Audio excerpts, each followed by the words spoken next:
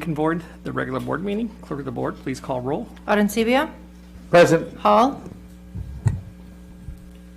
Present. Segura. Here. Solis. Present. Tarantino. Here. Aguirre. Here. Adamos. Here. Thank you. We will now all rise, please, and hold a moment of silence. And then if we could keep in our thoughts all the folks and families that passed away with that horrific condominium complex collapse in Florida. And then we'll do the Pledge of Allegiance. Thank you.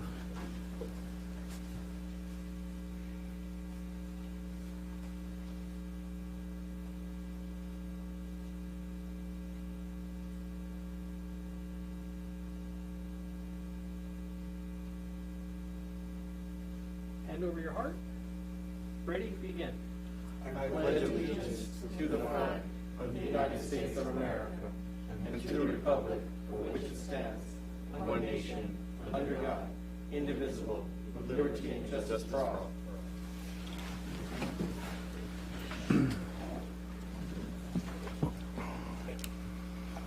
The board met in closed session preceding this meeting to discuss the following issues.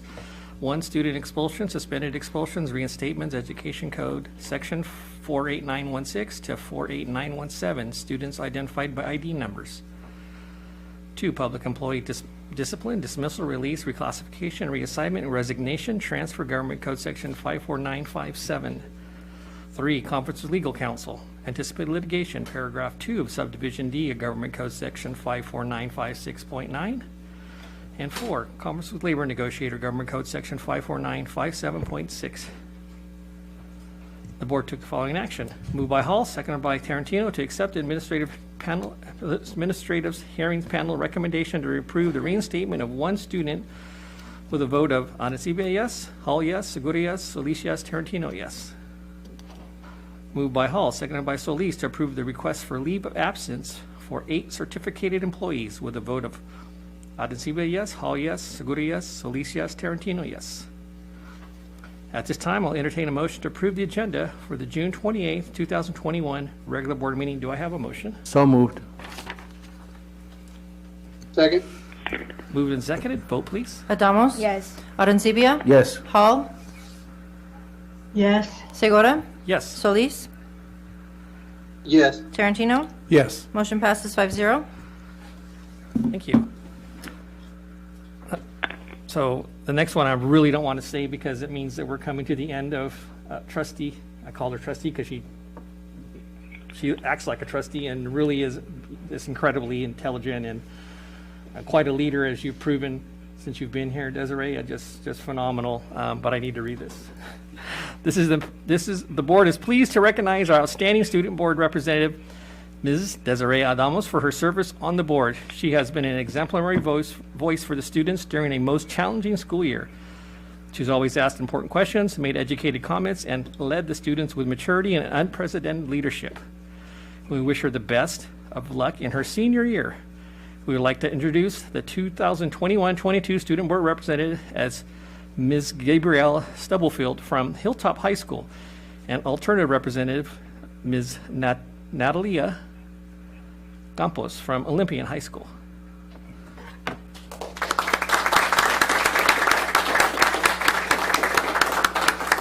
We'll be presenting you this, we want to present you this memento of your service. Desiree, so you please come up. Right, we can all do it right here. All of us? Yes, everybody, there you go. We'll do it right there in front of your Mask on or mask off? right here, so take a picture of you.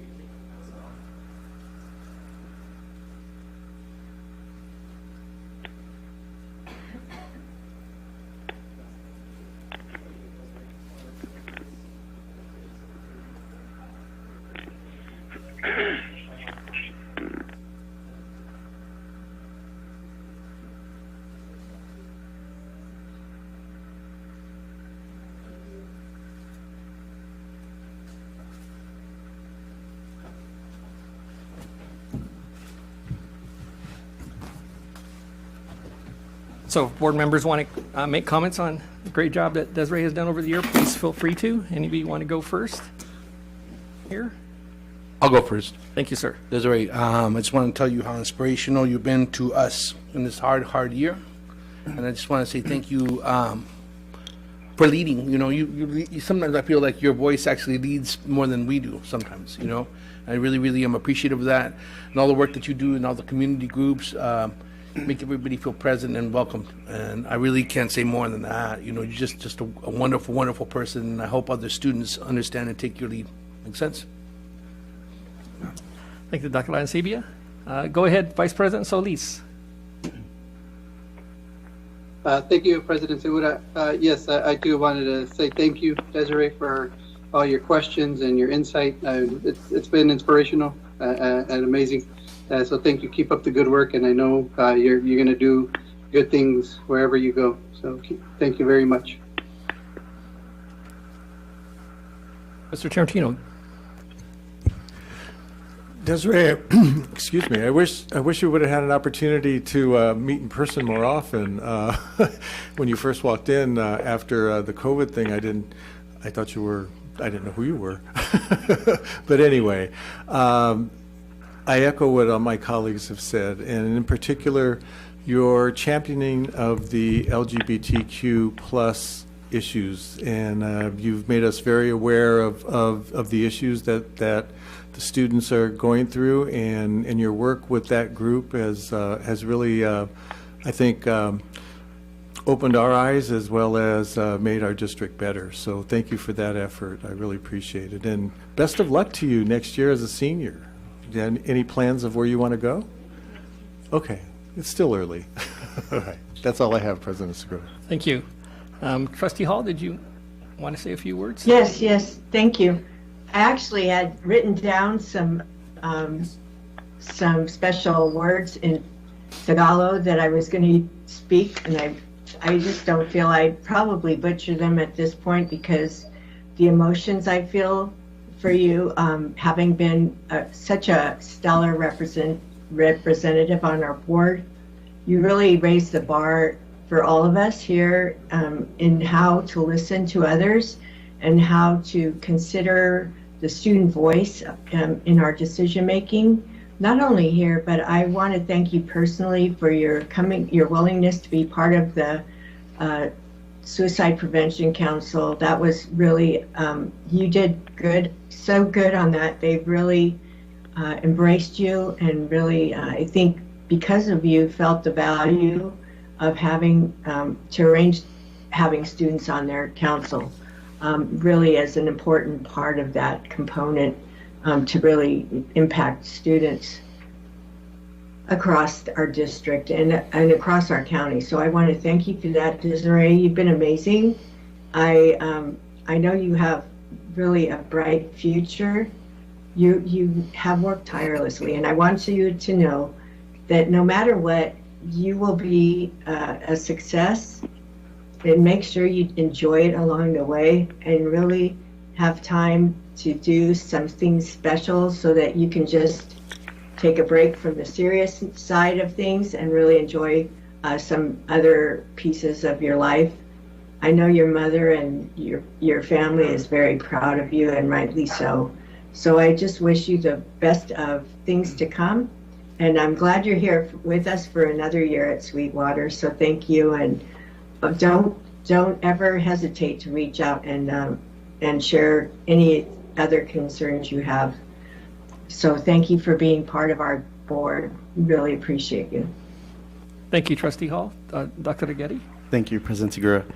Desiree, I can't begin to tell you how much when I think of our students in our district, and I think of the future leaders of our community, of our state, and of our country, I think of you. You are an inclusive leader. You give voice to those who may not always feel comfortable. And you are asking the right questions. You are working constructively towards solutions, whether it's on the newly formed Student Advisory Committee, whatever it may be. You've always been a voice for inclusion. You've always been a voice to ensure students have a say at the table. And for that, you are truly an inspiration, and I can't wait to see what comes next. Thank you, Desiree. And let me just add one more thing. Desiree, is, and I'll never forget the day you first came and introduced yourself, and you came out of the gates, stormed out of the gates, and you brought up the ethnic studies and a number of other issues right out of the gate. And I know your work's not done, and that's for sure, just because you're not going to be sitting there. And I just look forward to seeing you in the future. And I like the way when you get involved, if there's a meeting or a committee going to be convened, and you can get involved in it. It's just not like, okay, let's just have this meeting. No, you want this. How can we make things happen? How can we change things? How can we make things better? And that's really impressed me about you. So with that, we thank you for your service.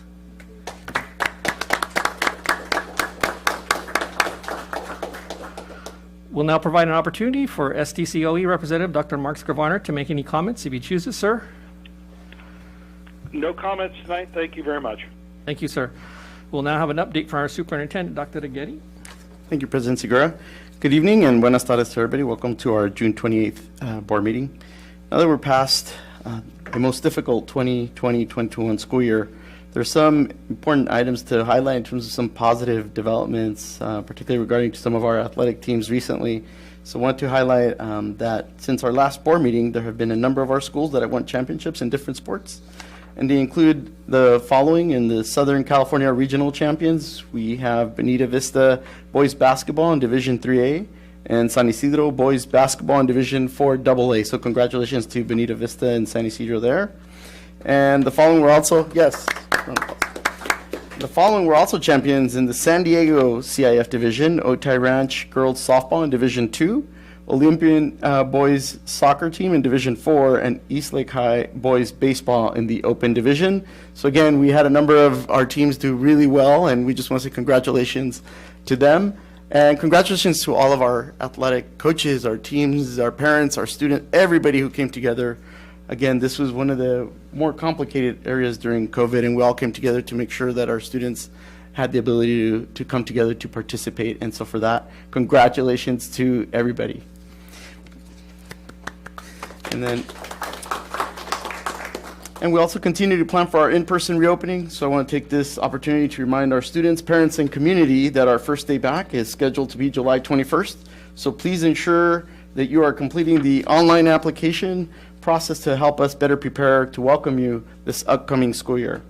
At today's board meeting, there will be significant decisions made regarding our budget, our local control accountability plan, as well as use of federal funds.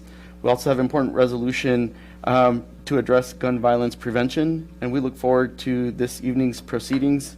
And again, with that, muchas gracias. Thank you, Dr. Aguirre. Thank you, Dr. Aguirre. We'll now have a report from our student board representative, Mrs. Desiree Adamos. First of all, I would like to say thank you for all the very kind wishes, but there's no need to get sappy because I'll be here another year. I'm not really going anywhere. There you go. There you go. But I really appreciate it. And being the student board member in such an unprecedented time was really a unique experience, but nonetheless, it was an experience where I learned how to be a leader, how to be compassionate with leading, how to learn from others while being a leader, and that is something that is truly valuable to me that I will carry on past my high school years.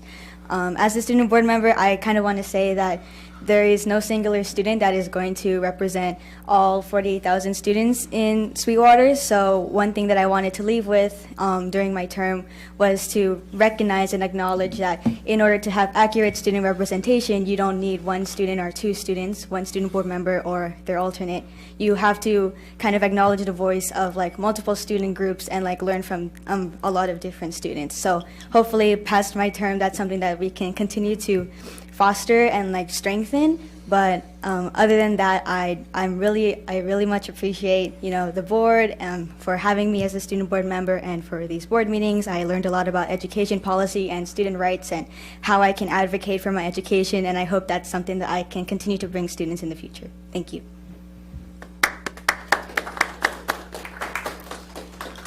Okay, next, to see the board members all received a copy of the CBOC annual report. We'd like to welcome the chair of the committee, Mr. Rafael Munoz, who would like to make some comments about the report. Sir. Thank you, members of the board, Dr. Gary. I would just like to say that I'm serving as chair currently for the Citizens Bond Oversight Committee, and it's been a rough year with the the pandemic, but we've been meeting off and on for every other month and still having our online meetings and proceeding forward and working with staff. My report is pretty brief and straightforward, and I really don't have any comments on it. I'm a person of very few words, but very direct and pointed comments, and everything looks like it's proceeding as planned in the school district. I do have 2 items of note that that the CBOC respectfully request the consideration of our joint meeting between the board and the CBOC. It's been over 2 years since we've had a meeting, and I know the pandemic was probably part of the cause, but I'd like to see us resume back to that situation where we have a joint meeting, we can have open discussions, and work together on future planning and construction with staff. I also want to bring another point of note, is that the CBOC has a policy and procedures that was written almost 10 years ago. I think we're ready to work on that and update the policy. If we can get direction from your board to staff and the CBOC to work together, we can update that policy and procedures and bring it up to a more current level. And that is the only items I really wanted to bring to your attention and consideration at this point in time. Thank you very much. Thank you, Mr. Munoz. Do we have any questions or comments from the board on the report? No, I just like to thank you for the report, and I concur with you on us scheduling a board meeting together, or a meeting together. So we try to look forward to doing that.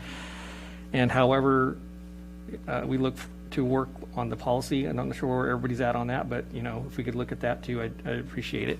And thank you for your service as the chair of this CBOC, sir. Thank you.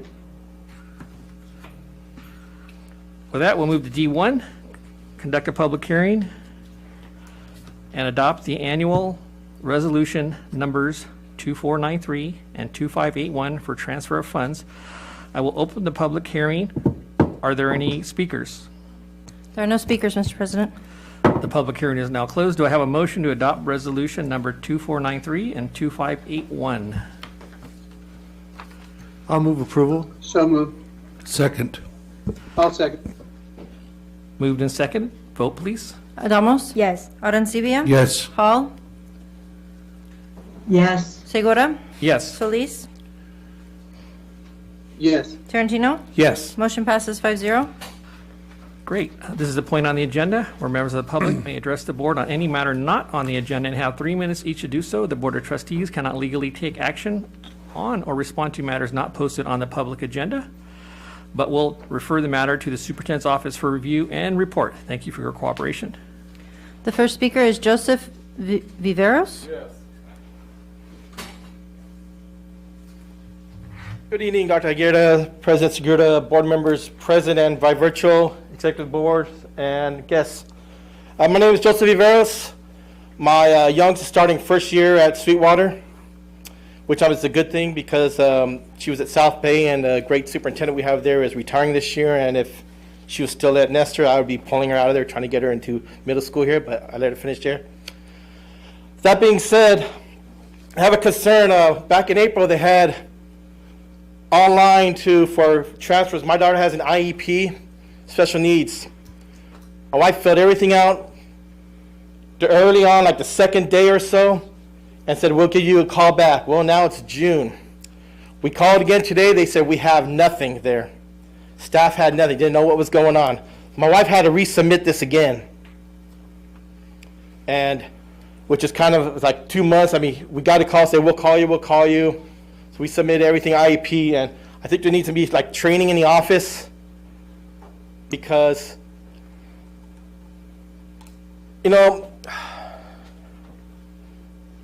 since my daughter has an IEP, has conditions, I'm her champion. I'll defend this district to my last breath, but if something goes wrong there, I'll defend her to my last breath. I'll make a mother bear look like nothing.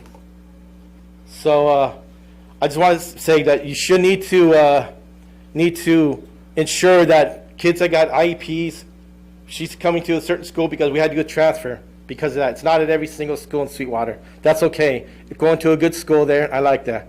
Like I said, I know this is a good board. My daughter's previous school was good. Superintendent really fought for us. I had plenty of conversations with her. I did not care for SWATA and the principal at her school because, in my opinion, they didn't care. So it took me numerous times to address issues. I found out I could just call an office, but I found the best way to get something done is you need to go to a board meeting and have it actually come down on file, record, or however you want to put it. And so I don't have to split time between South Bay and here. I will be either, if we're more in person, I guess I'll be more of these meetings here, not just by on computer or minutes. I like to read minutes, seeing what's going on. But so I'll either sit in the back, or if there's concerns, I will come up and state my concern here. But I just want to say I'm glad she's coming to Sweetwater this year. Hope it continues being good as it is.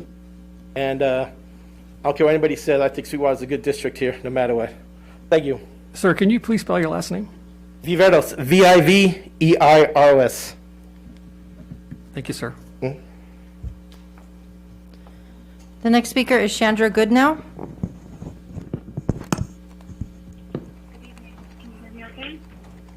Yes, go ahead. Okay. Thank you. Good evening, board, and thank you for your time. My name is Chandra Goodnow, and I wanted to speak to item H2 from the June 11th agenda, as well as make two quick comments. Regarding item H2, I wanted to briefly thank Dr. Moore and John Kozowski from our district, as well as Captain Collum and Sergeant Pacone of the Chula Vista Police Department for educating us on the relevance and goals of our public safety partnership. I found the presentation very informative and helpful, and I really appreciated the willingness to engage in courageous conversations around sensitive matters without hesitation and with thoughtfulness. I personally see the value of the program and what a great partnership we have, while fully acknowledging we need to continue to work on our trust and alternative programs in the future. Which leads me to my second point. I really appreciate the YouTube recordings of the board meetings so I can stay educated about the health of the district when there's scheduling conflicts. I know this isn't new, but I'm appreciative of the time and effort it takes to make these recordings available. And lastly, in the spirit of growth and accountability, I urge the board and the district staff to remain cognizant of the fact that we're in the service of the public good, and when key stakeholders such as students, parents, other staff, or community members try to communicate or get information needed to move forward in the decision, or just get more information regarding a subject, that it is really important we acknowledge receipt of that communication and give them a timeline or path towards satisfying their needs. As a staff member, I'm really stunned when the basic courtesy is not extended. If it is a hierarchy issue, then point the person in the right direction. If it's a time issue, then state that, but please discontinue ignoring the communications altogether. In the last 2 months, it has happened to me personally twice, and I know from experience we can do better than that. And if it's happening to me, I suspect it's happening to others that may not be employed by the district. Thank you for your time and consideration. That is all. Thank you. There are no further speakers. Thank you. Clerk of the board, will you please read the items being pulled from the consent agenda? Yes, the following items are pulled. Item F3 by staff. Item G1 by Mr. Tarantino. Item G2 by Mrs. Hall and Mr. Tarantino. Item G3 by Mr. Tarantino. Item G4 by Mr. Tarantino. Item G5 by Mrs. Hall. Item G6 by Mrs. Hall. Item G8 by staff. Item G9 by Mr. Tarantino. Item K4 by staff. Item N5 by Mrs. Hall. And item Q6 by Mrs. Hall and the public. Thank you. Do I have a motion to approve the consent agenda? So moved. I'll second. Second. Moved and seconded. Vote, please. Adamos? Yes. Arencibia? Yes. Hall? Yes. Segura? Yes. Solis? Yes. Tarantino? Yes. Motion passes 5-0. Thank you. We'll move to F3.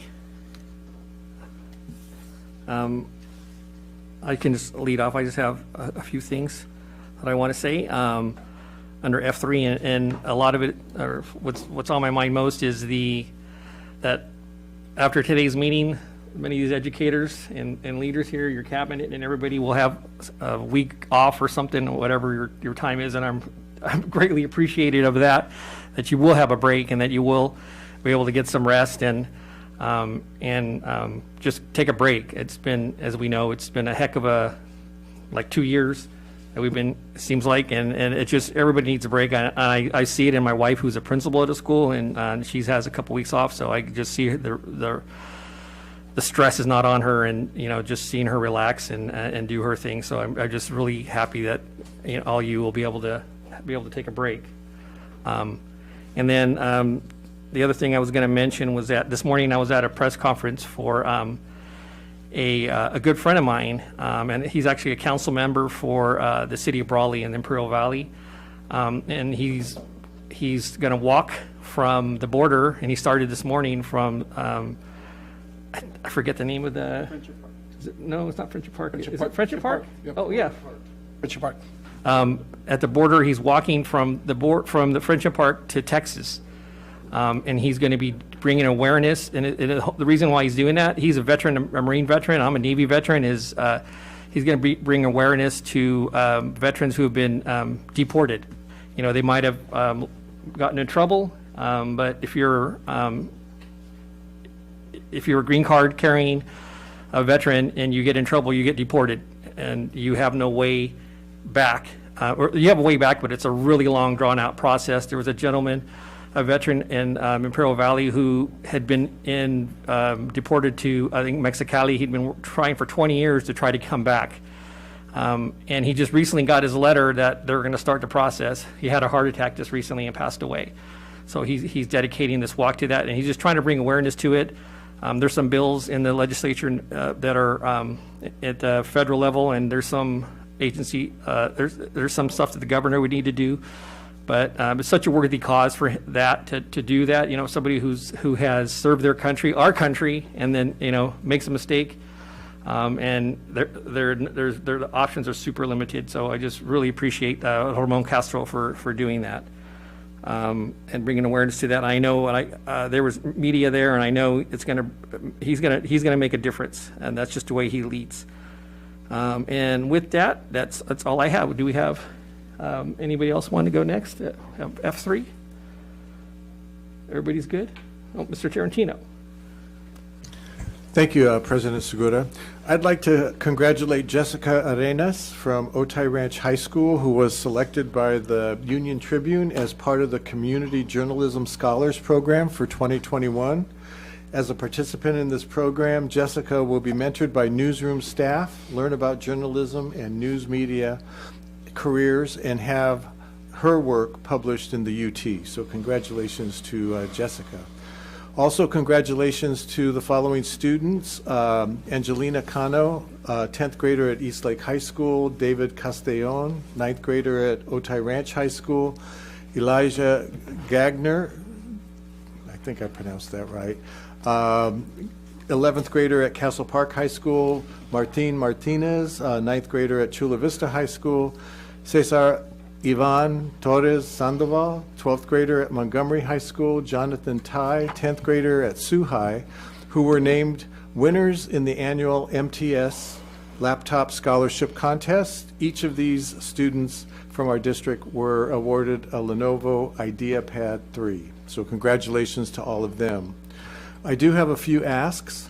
I've received a lot of emails regarding the availability of transportation for athletes in the 21-22 school year. And through a Friday update, if we've made any decisions in terms of what we're going to do about transportation for our athletes, since now we are back in person, full steam ahead. Also, and I know we really haven't had a lot of time to process this, but what would be the impact of the Supreme Court case that ruled that a Pennsylvania school district violated a student's First Amendment rights by punishing the student for vulgar social media messages sent away from school grounds? And I don't know if we have any policies that dealt with that, and how are we going to proceed based on this ruling. And the last is I received some correspondence from parents regarding the impact of SB 328 on our district. That is the legislative mandate that schools throughout California have a late start time, 8:30, I believe, starting in July of 2022. And I know that there's a lot of moving parts associated with this. So when available, if we could be briefed, the board could be briefed on that. And that's all I have, Dr. Derry and President Segura. Thank you, Mr. Tarantino. Trustee Hall, go ahead. Thank you, President Segura. I just wanted to let everyone know I was at a Hope Rising virtual webinar past Saturday, and that was for the Center for Justice and Reconciliation out of Point Loma Nazarene University. A very amazing work that they're doing and to help rescue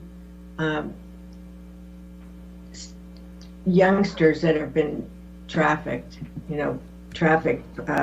human trafficking. They've really been working hard. I know a few years back at a meeting we had at Sweetwater High, they had several tables out in the foyer after this one special meeting that was really, I think, part of this Sweetwater Educators Association had put on this conference, and there was several different community members from across the county that were there, and they had a table out in the foyer and introduced the work they were doing out there. At that time, I think it's grown a lot, and it would be really nice to see how we're connecting our district with their work, and to make sure that we are partnering somehow, because I know it'll benefit our students in the long run, and they probably already have been doing that. So I just would like to learn, perhaps we can invite them sometime for a presentation this coming year. The other, and today I was in a meeting with Mr. Juan Andrade from San Diego. We spent about 45 minutes talking today. He was talking about the work they're doing around students smoking and student vaping. I know that we had several school districts across the state have adopted resolutions and joined in a lawsuit, I believe, against the manufacturers of vaping, Juul type devices. And I think what they do is a lot of awareness. They're doing a lot of training for parents and for groups and community groups. I know they've come to our Imperial Beach Collaborative and talked, and I think they're trying to get legislators across our county to do some work on adopting some state license or some licensing codes so that these vaping, the places that sell them and the hookah lounges and all those kinds of things are really regulated, and that they're minimized how many there are, because there's a lot of ones that are apparently operating illegally. But he had a lot of good information, and I know that we would benefit hearing from him. So I'll invite, I let him know I'm going to connect him with you, Dr. Aguirre, to really kind of talk through what kind of things they could do for our students, and we could support it in any way we can. Probably adopt another resolution. I think we have done something in the past year and a half around vaping, but I think that would be something that we could really probably adopt again or revise a resolution to bring it forward. And that's all I have. I really appreciate everything the good work that was going on this past year. And I want to wish the best to those who have retired at the end of this year. And I know they're going on good adventures in their life, but they won't be forgotten here at Sweetwater Union High School District because of the service they provided our students and families over these years. And I hope our staff and I hope our administrators do get the break, the well-deserved break, and refresh themselves because it certainly isn't that far away before the year starts again. And I know we are just anxious to see students back in the classroom. So thank you all for what you do every day. And that's all I have. Thank you, Trustee Hall. Anyone else? I just wanted to congratulate Bonita Vista on their men's and women's basketball team. It was just really, really kind of a pleasure and just really exciting to actually be back in the gym watching a basketball game for the first time in like 2 years. And it was just really, really wonderful to see a thriller of a game, and want to congratulate Coach Dumas for taking the state title. I think that that was unthinkable in my time as a student at Bonita Vista High School. So I just want to say congratulations to everyone in finishing the year. Take some time for yourselves and get some rest, because the next year is just going to be another one that's going to be challenging. So I thank everyone for their service this year, and those of you that are retiring, I thank you for your service especially, and I look forward to next year. Thank you. All right, thank you. I think we're done with that, with F3, so we can move to G1, and that was pulled by Mr. Tarantino.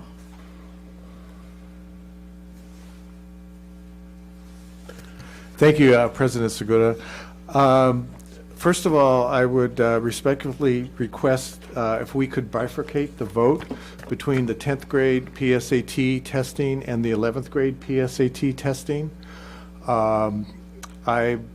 As I've said in the past, I really don't think it's essential for 10th graders to take the PSAT. I think that eventually in the 11th grade, all students who get the PSAT will get access to personalized and focused practice resources, college planning kits, and all of those other resources that will be available to them. The 11th graders have an opportunity to compete for the National Merit Scholarship, which we had 2 winners this year at Eastlake High School.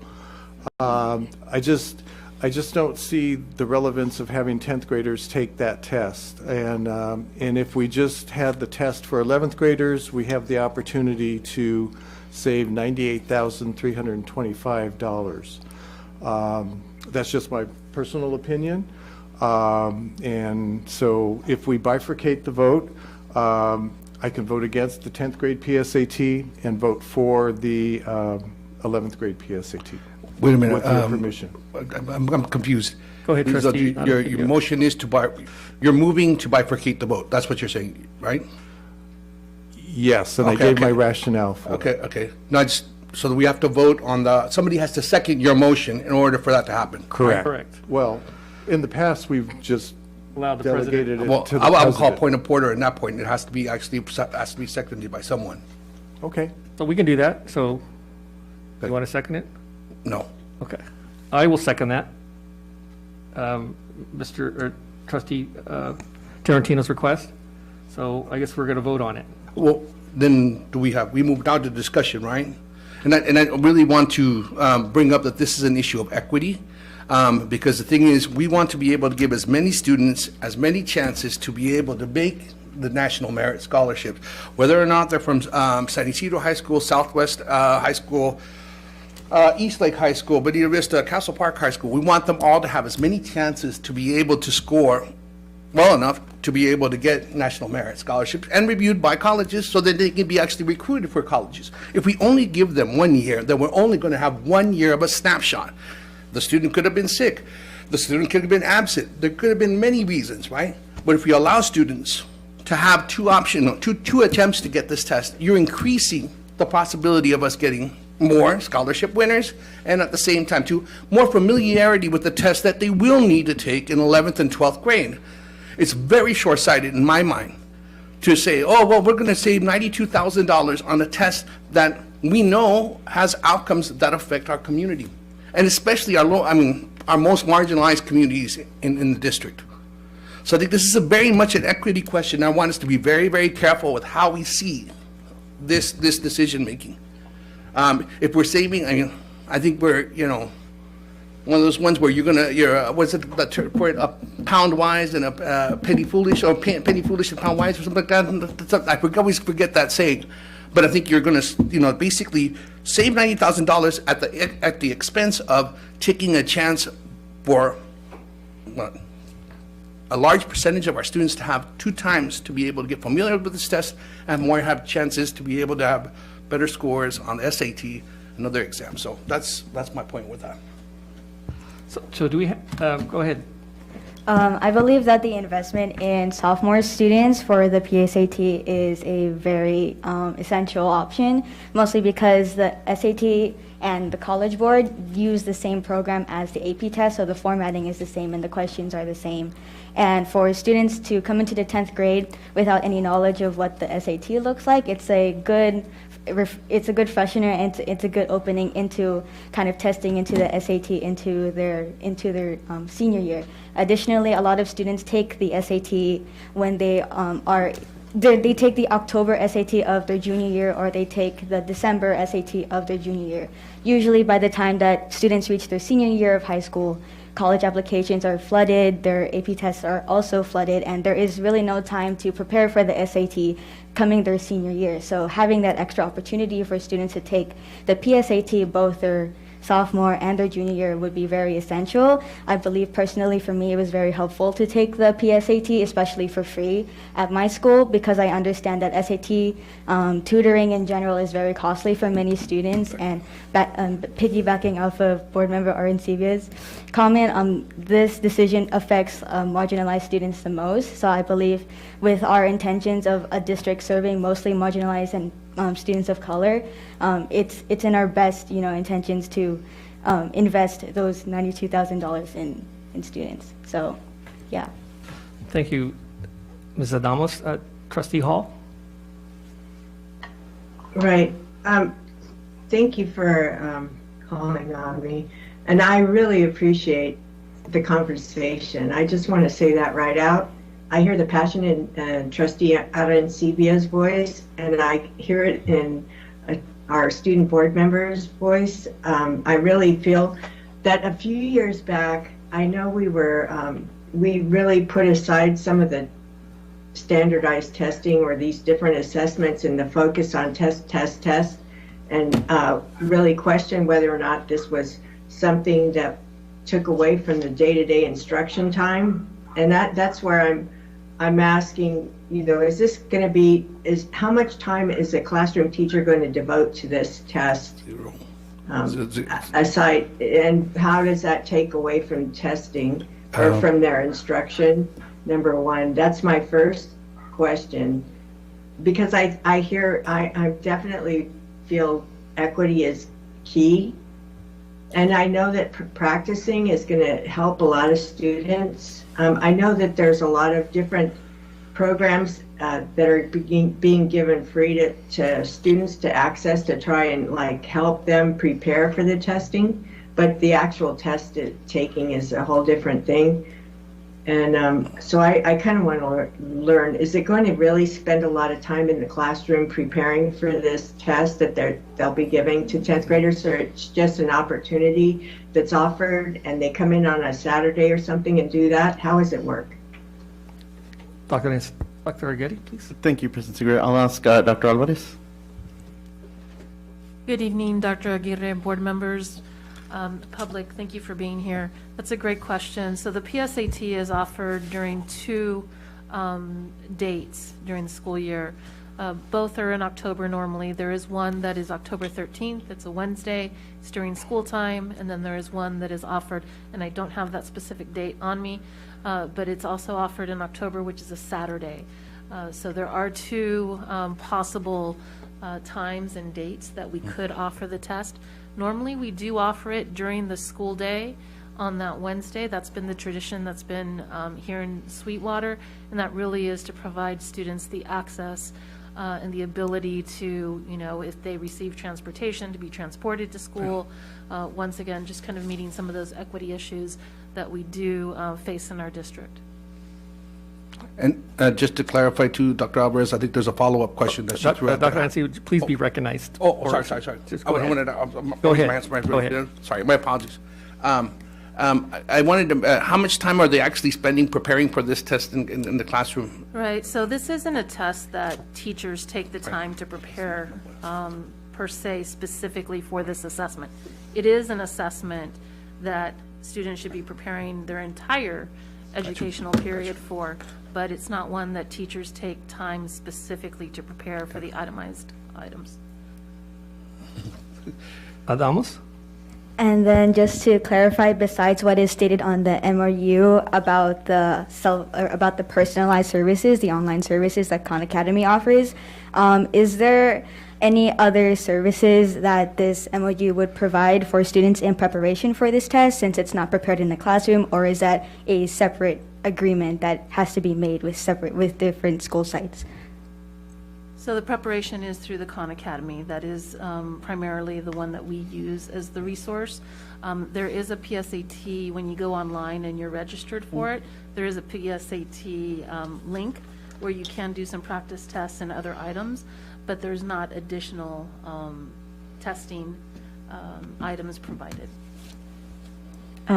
So then that's saying then that students would have no other option to prepare for the SAT besides this PSAT, the junior PSAT, and the Khan Academy program that is online, which isn't always accessible.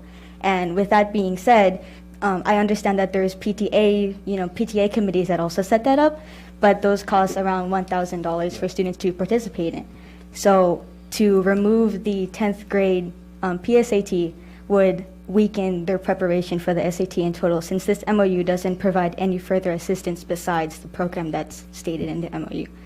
I just wanted to say that. Thank you. Trustee Tarantino? Yes, the board item also says that the PSAT is used as a predictor of success in college and also for success in the AP coursework. I'm reflecting on what our speaker in the series that Dr. Moore provided us, Daniel Adams, who said that those standardized tests are not always accurate predictors of success in college and also in AP courses. And I know that in our district, unless things have changed, any student who wants to take an AP test or an AP class is not dissuaded from taking it. And if their parents should want them to take an AP class, they're not dissuaded from taking it. And I think, quite honestly, I think there's more of a reliance on teacher recommendations and again, the students' willingness to enroll in those courses as opposed to the PSAT test or other standardized tests. Trustee? Actually, and I want us to, when we think about equity, I think one of the things that we're falling back into is this baseline looking at equity. I would like us to kind of think about equity as a radical equity where we offer excellence to everyone on campus. And yes, they can take the class. Anyone can go in and take the test and everything. But what we're talking about is preparation and getting to the point and scaffolding yourself to be able to be ready, regardless of who the student is. And I think it's really easy to actually pick and choose, a soundbite and actually kind of put it down right here. But I think when we're really talking about equity, all parents in this district want is excellence for the kids, be it wherever they're at. If they're in a traditional class, if they're in an ELD class, they want excellence. And in this case, this is one of those situations where we have a chance to offer excellence. Hey, not once, but twice. And yet we're stumbling block because basically we're saying we really don't need to have standardized tests. I'm the first person that said there are multiple measures, but the problem is that we do not have a multiple measure that can actually help our students transition into those kind of high stakes exams that will help when they get to college or will help them when move into a trade school, depending on what they want to go through. And I'm going to leave it there. Thank you. Can I call the vote with that?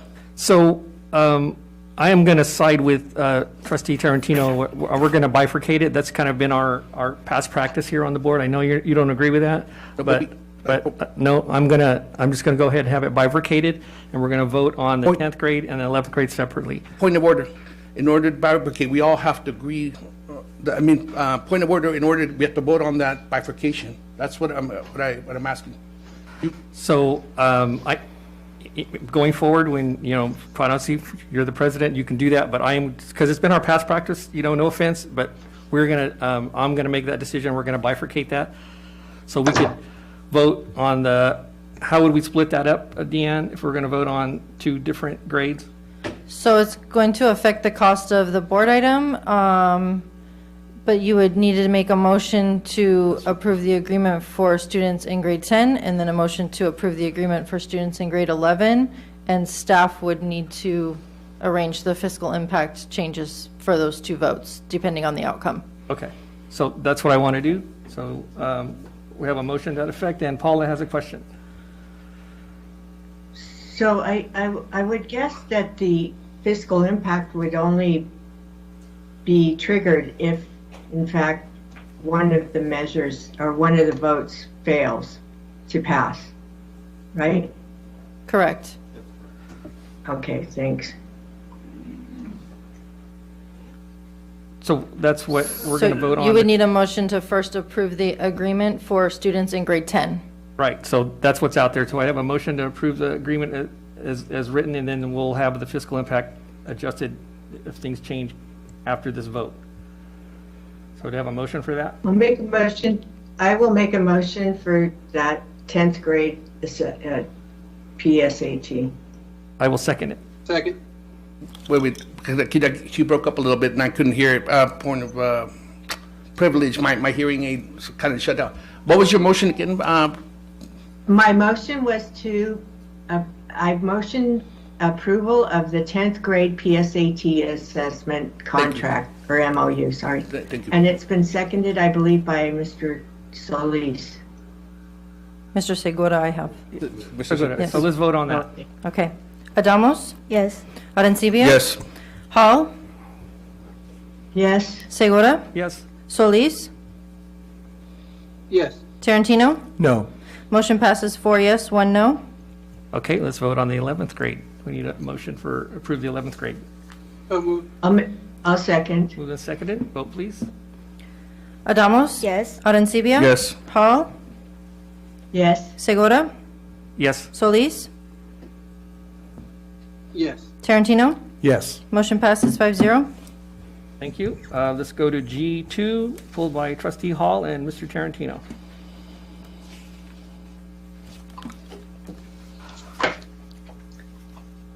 Yes.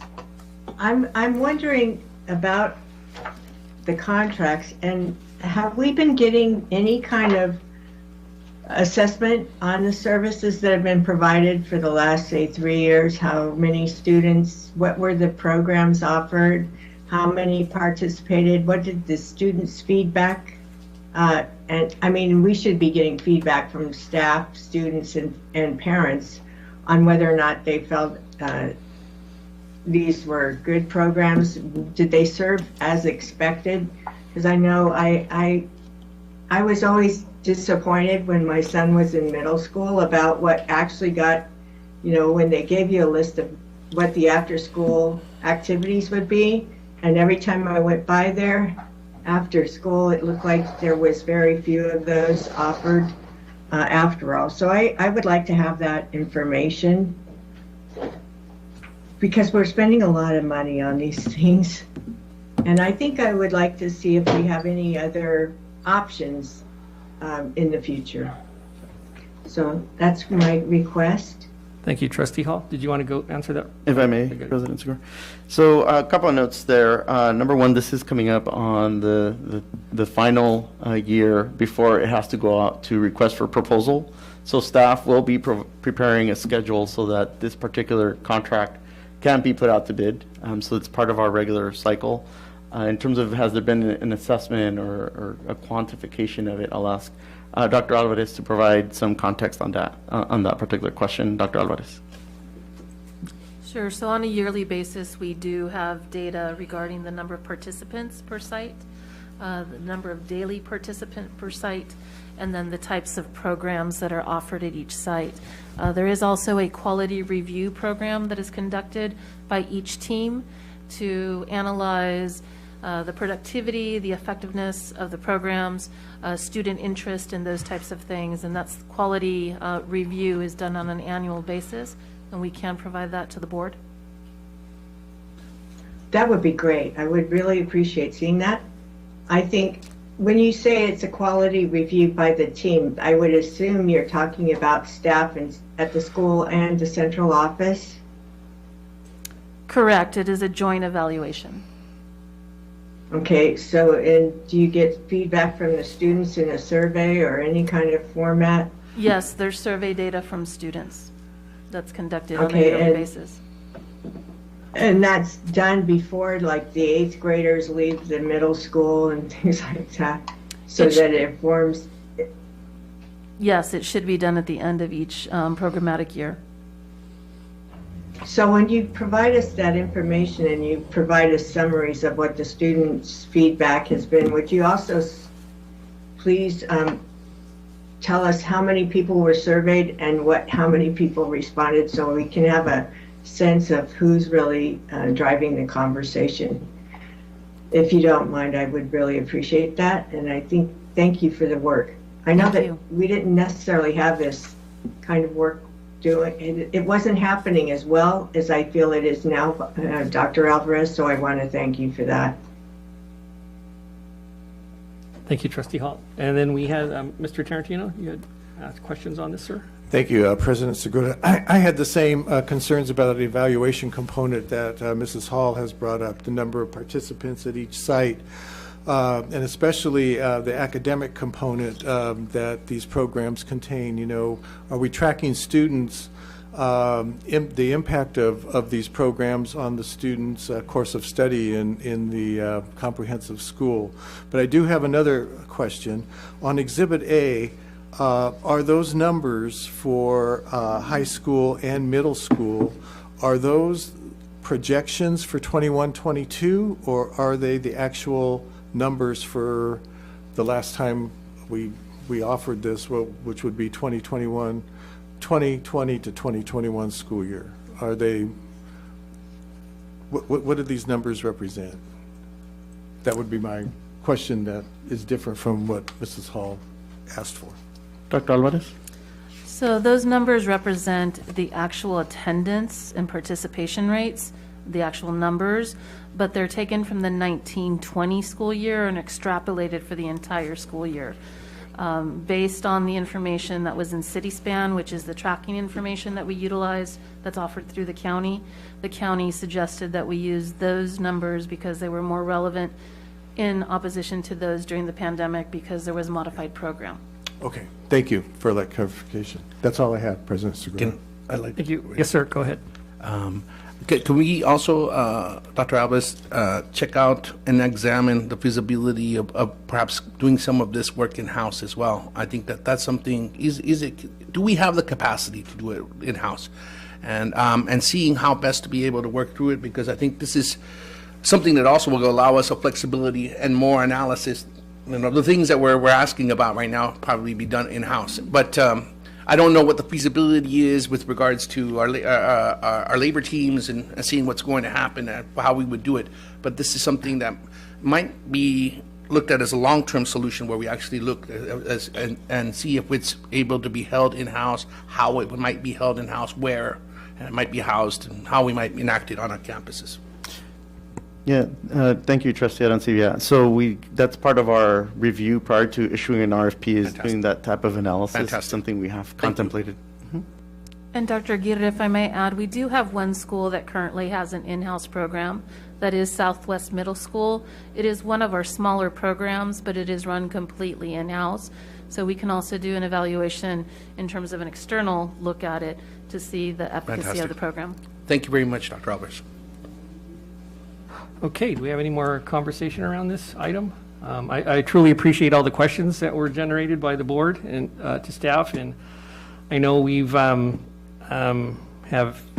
gone round and round about with the services provided by South Bay Community Services and all that, and I know there's limited offerings. I would say how I understand it in terms of somebody providing us that service, but hopefully when we do the next RFP, you know, the competition's always good. We could find something, and I know it's easier for us just to continue with this, but if we could just, you know, have maybe hopefully find others who would be interested in doing this work. So with that, I'll entertain a motion. So moved. I'll second. I'll second. Moved and seconded. Vote, please. Adamos? Yes. Arencibia? Yes. Hall? Yes. Segura? Yes. Solis? Yes. Tarantino? Yes. Motion passes 5-0. Thank you. G3, pulled by Mr. Tarantino. Yeah, my question was basically what languages other than Spanish are we contracting for? And the major ones, not, I don't know how many languages this company offers, but just the major ones outside of Spanish are available to our parents and students. Dr. Alvarez? So this organization actually offers over 200 languages, and they offer both translation and interpretive services. It starts from Acholi, and it ends with Zuni. But it has Tagalog, French, Japanese, Chinese, Mandarin. It has the majority of the world languages. Okay, thank you. That's all I had, President Segura. Thank you. I'll entertain a motion. So moved. I will second approval of G3. Vote, please. I think Trustee Hall may have wanted to say something. Oh, did you I want to say know, I something? think Solis did that one. Did you have a question on that? Go ahead. I think he was just trying to second. Oh, okay. All right, let's just Yeah. continue with the I vote. second. Yeah. Adamos? Yes. Arencibia? Yes. Hall? Yes. Segura? Yes. Solis? Yes. Tarantino? Yes. Motion passes 5-0. Move to G4, pulled by Trustee Tarantino. Okay. For me, I have a question about the fiscal impact. It was kind of confusing to read because in the analysis it says the fiscal impact is none. Yet on page 4 of the agreement, which is on page 144 of the agenda, in bullet point number 5, it says that the Sweetwater Union High School District shall be fully responsible for the payment of the costs and fees set forth herein. And then the next paragraph says the Sweetwater Union High School District will have no fiscal responsibilities associated with this agreement. All costs associated will be covered by the foundation or chef de cuisine. And then the last paragraph says the company shall provide invoice following receipt of purchase order. Company will submit those invoices to the Sweetwater Union High School District Accounting Department. And then it says the district will pay invoice within 45 days of receipt. So is there a cost associated with this item, or is there not a cost associated with this item? Thank you, President Segura. Dr. Alvarez? So the services, in terms of the cooking classes, there are no costs associated. I think part of the problem that's occurred is the company utilized our template but didn't accommodate what should have actually been put there. So if you look at number 5, where it says the cost and fees shall not exceed, and it says cost and fees, that should have been a number, and that number should be 0. And then there should have been a change at the bottom, so it's part of a template issue. What will be brought forward at another time is that there may be some costs associated where the school sites may need to buy or purchase the ingredients for the actual cooking class. And that's because this item itself was augmented. It was only going to be offered at schools that had ACES and ACETS programs, but other schools in the district, our 4 non-Title I schools, wanted to participate. So they may need to purchase some of those items themselves. Okay, so we'll be getting another item later on that actually gives the actual cost of what. If the food is being If the purchased food by is- those non-Title I okay, schools. all right, thank you for the clarification. That's all I had.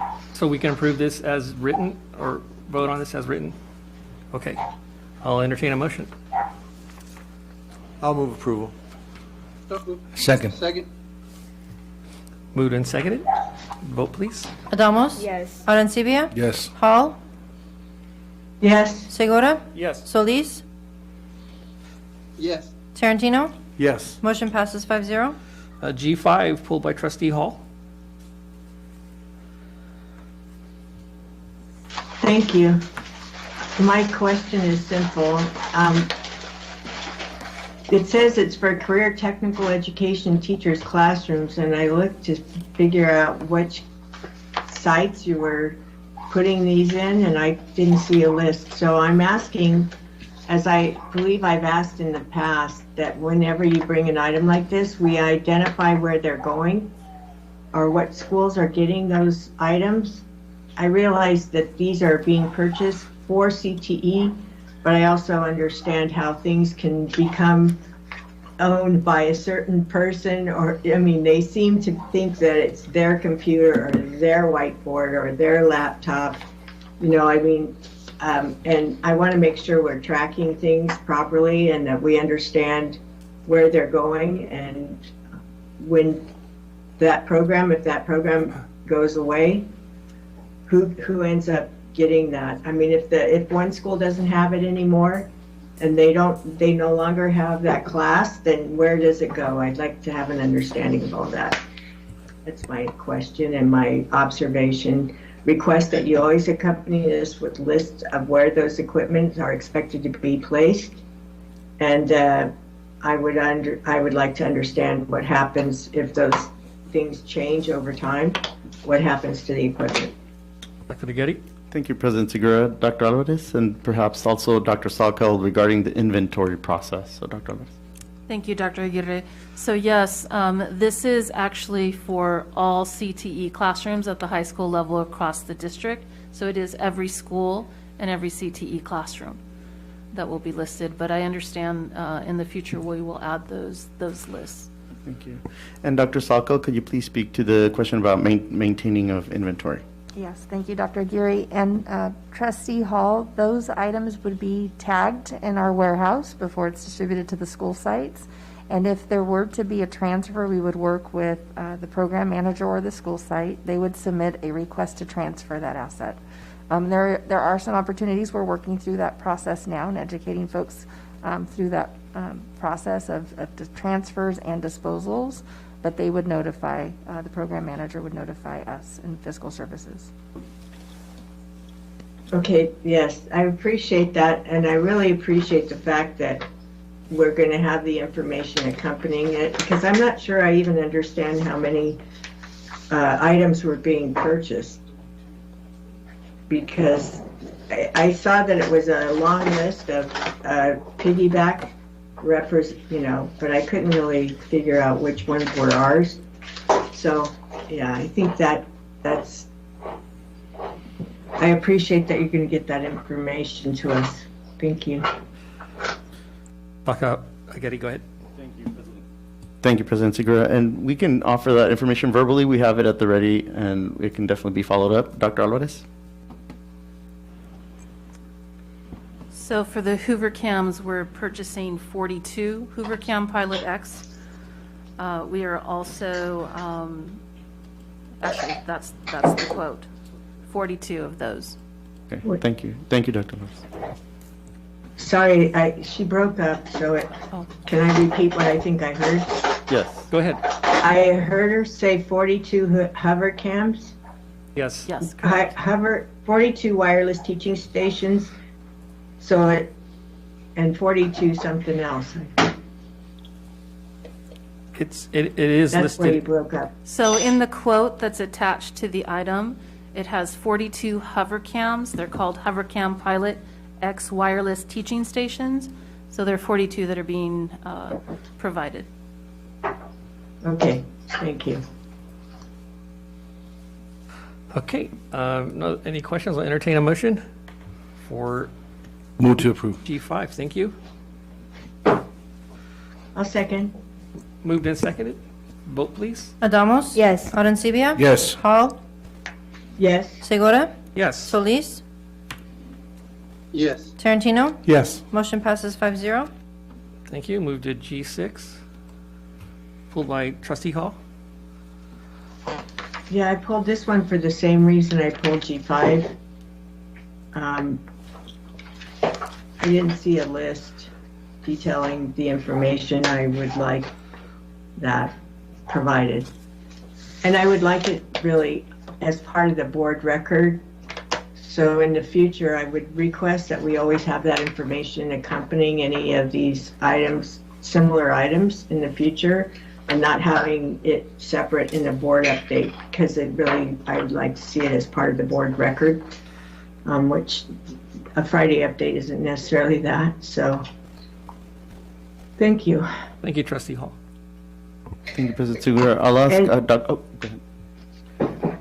Do you have another question, Trustee Hall? Yeah, I just wanted to, do you have itemized, how many of these are we getting? I see 82. So if I may, President Segura, Dr. Alvarez, can you please provide the number of actual devices we'll be acquiring as well as which campuses will be in receipt? And I will make an assumption that the inventory process is similar than previously described. Dr. Alvarez? It is correct. So in this case, once again, this is for all the classrooms, and we are looking at 82 Newsline Series 86, the interactive panels, and then we also have 82 mobile stands that go along with those interactive panels. Thank you. Thank you. If there are no further questions, I'll entertain a motion for G6. I'll move approval. Second. Move and seconded. Vote, please. Adamos? Yes. Arencibia? Yes. Hall? Yes. Segura? Yes. Solis?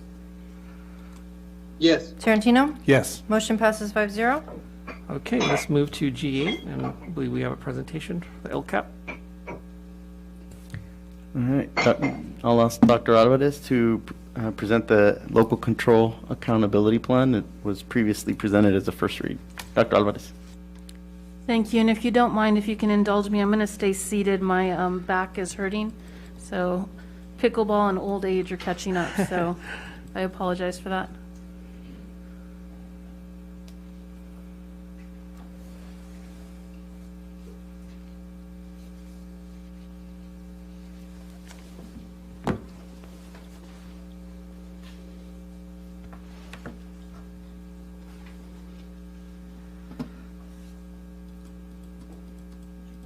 I haven't clicked anything.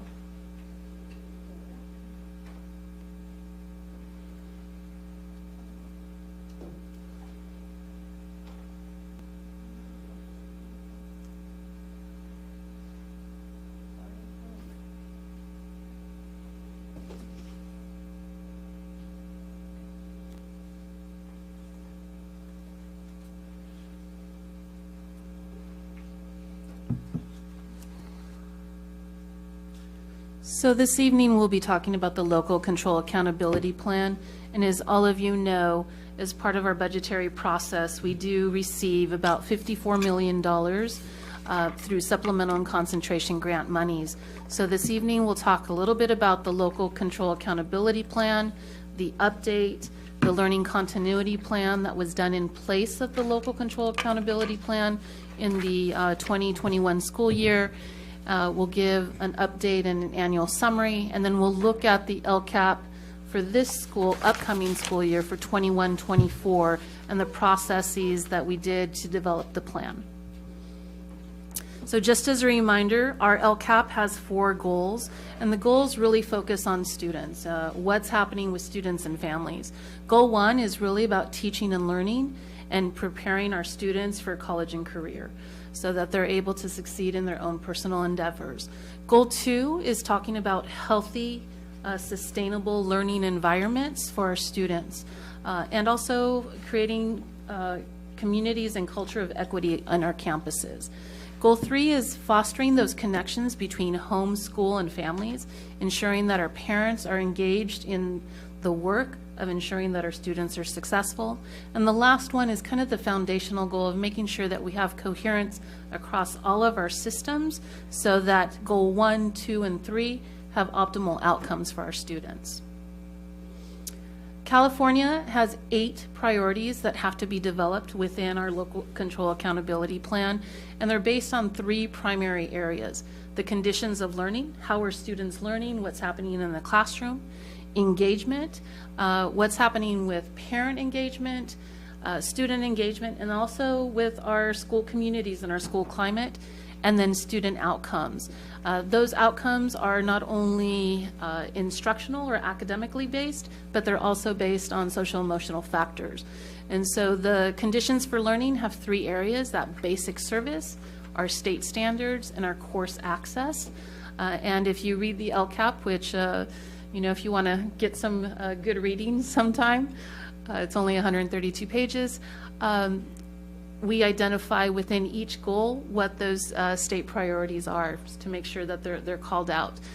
With parent involvement, we talked about parent engagement, student engagement, the school climate, and then making sure that all those outcomes are aligned. So as we look at the Lcap, we really do an annual review of performance. If you go to our school and district website, we have our school site plans, because those also are tied to needs assessments and evaluation of student performance, and then align actions and services that support students. We look at our California school dashboards, which give us those academic and psychosocial emotional indicators for our students. And then we look at our school accountability report cards. That's the functioning facilities, knowing how many of our teachers are accurately credentialed and placed, all those elements to ensure that that operational coherence across the system is aligned. So as we conducted these annual Lcap reviews, this year, as I mentioned, we also added the LCP, which was the Learning Continuity Plan. And that's because we were both in distance learning and in-person learning, and we had to have plans for all of those. We updated this in discussion with our District Parent Advisory Committee and also our DLAC, in addition to stakeholder input through surveys, and then bringing that back to our cabinet for adjustments as we went through the process. Some areas that we want to highlight, we've always said this, you know, the last 16 months have been absolutely unprecedented for all of us. And so when we're looking at some of the data, because we did not have statewide assessments, in particular the SBAC, the Smarter Balance Assessment Course Consortium assessments were not provided throughout 1920 and 2021 for the most part. We did rely on past data to monitor the metrics in our plan. So some of the areas of strength that we found in our plan was CTE. As you saw, we had 2 major items for CTE this evening, and we have been trying to increase our number of students participating in CTE courses, the career technical education, and then also completing courses. That means taking 2 consecutive courses in the same strand or in the same field. So that's an increase. The other item that was covered tonight was the PSAT. And one of those was the academic potential that we talked about, advanced placement courses. So since 2013 to 2020, our AP scores have increased. So we've increased just in the last couple of years over 9% in the number of students passage rate for our AP exams, even though more students are taking AP exams. So that's something very positive, because it shows that we're offering very high, rigorous academic programs that are challenging, and students have a high success rate in passing those courses. The other thing that we looked at was the A through G completion rate, and that means those courses that are approved by the University of California and the California State University systems. We have increased that, and it's by a nominal percentage, it's 0.5%, but it's an increase. When you look at that across the district, that is quite a few students who are meeting that. The other thing that we're very proud of in our district is our biliteracy program. With our dual language programs across the district and the multitude of languages that we offer, we do have students earning the seal of biliteracy. We have gone a little bit down in that, but our student enrollment has also gone down. We continue to really strive for that seal for our students, in particular when we look at those language acquisition programs across the district, highlighting the efforts of our English language learners to also become biliterate citizens. I talked about some of those social emotional factors and that school community, that school climate, that safety aspect. So we looked at suspension rates. Our suspension rates also decreased. There was a small percentage of decrease there. We also looked at our graduation rate, and we did increase graduation rate. There is an asterisk next to that, because as you may recall, we did do an item through the board. We initiated a transition from the regular, traditional Sweetwater Union High School District graduation plan that is very closely aligned to those entrance requirements for the UC and CSU. We did go and institute the California grad plan, which does have a little bit of a lower threshold of courses, but during the pandemic, because of access and opportunity for students, we didn't want our students negatively impacted by that, and we felt that offering the California grad plan provided our students better opportunities so that they could go on to the next level. And then the last one was that our dropout rate decreased, and that dropout rate is really critical. If we can have students stay enrolled and finish their programs, really the optimum success that they can reach, in their adult life is maximized. And so that's something that we continue to strive, making sure that we have each year a drop in that dropout rate. There were some areas of improvement, and I will tell you primarily a lot of those were impacted by the pandemic. One of them is that we do what's called a English learner assessment, and looking at how students are developing in their language progress. We did see a decrease from 1819 to 1920, and that was only about 40% were either moderately or well developed. Part of that is that we were not able to test all of our English language learners. During the pandemic, we were only able to test about 58% of our English learners, when usually that target is closer to 100%. So that was one of those impacts.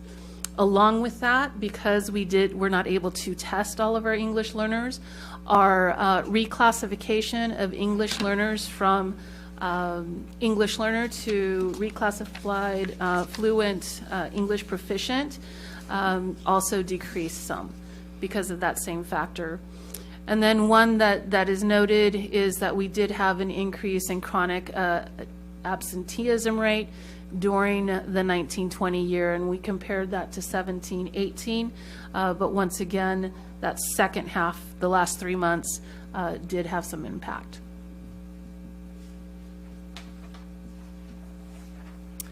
As I mentioned, we had to assess the learning continuity plan, and those aspects of the learning continuity plan. It just kind of gives you an overview of what those elements were. We did have to identify the pupil learning loss. We needed to identify those supports for English learners, our supports for students with disabilities, those types of interventions that we had to ensure that students continue to stay connected to school and also engaged in the work. And then we also needed to ensure, as the Lcap focuses on student supports for students experiencing homelessness, we're in foster care, or low-income students and our English learners. And then the last component was how were we supporting our teachers as we did this monumental shift from in-person instruction to, for most of the year, to distance learning. And that shift for students that was also monumental, to that transition to hybrid learning towards the end of the year. So we've overviewed kind of the Lcap update and areas of need. And if you go into the Lcap, we have metrics for all of these items identified. We have the metric, our baseline, and what our ultimate goals are for each of those, and how we monitor and improve those metrics. Now it's looking at how did we develop the Lcap for this upcoming 3-year period. So we developed, because we were still under the guise of making sure that safety, social distancing, those factors were included. We sent out survey to all of our students. So over 36,000 students were sent out a survey, all of our parents, our families, and our employees. And we also posted this on social media so that our community members could be involved in the survey. We also provided direct feedback from our DPAC and DLAC. Both of those advisory committees are LCAP advisory committees, and they do provide ongoing throughout the year feedback for us. One of the elements was that we needed to consult with our special education local plan area, our SELPA, and that primarily is to highlight how students with special needs were being incorporated and supported through the LCAP. And then the last component was making sure that all of our internal stakeholders, that means all of our staff and our student advisory group, were included in the process in giving feedback on what the goals were, what specific actions and services were used for students, were implemented, and how we would monitor and measure those. So based on those, this just gives you a brief highlight. Based on those conversations and feedback and the surveys, career and technical education classes and pathways were one of the areas, and I'll tell you, this has been pretty consistent over the last 6 years, has been areas where we believe and our community believe we need to invest quite a bit of money to support our students and families. As you noticed, we heavily invest in career and technical education, as you saw in those 2 previous board items. We also wanted to ensure, because of that chronic absenteeism rate that we saw earlier, that attendance resource teachers at high schools were incorporated into the plan. We added additional counseling supports for our high schools, middle schools, and alternative programs. We incorporated a foster youth program manager to support our neediest students, and then we also added additional teacher librarian allocations for our plan.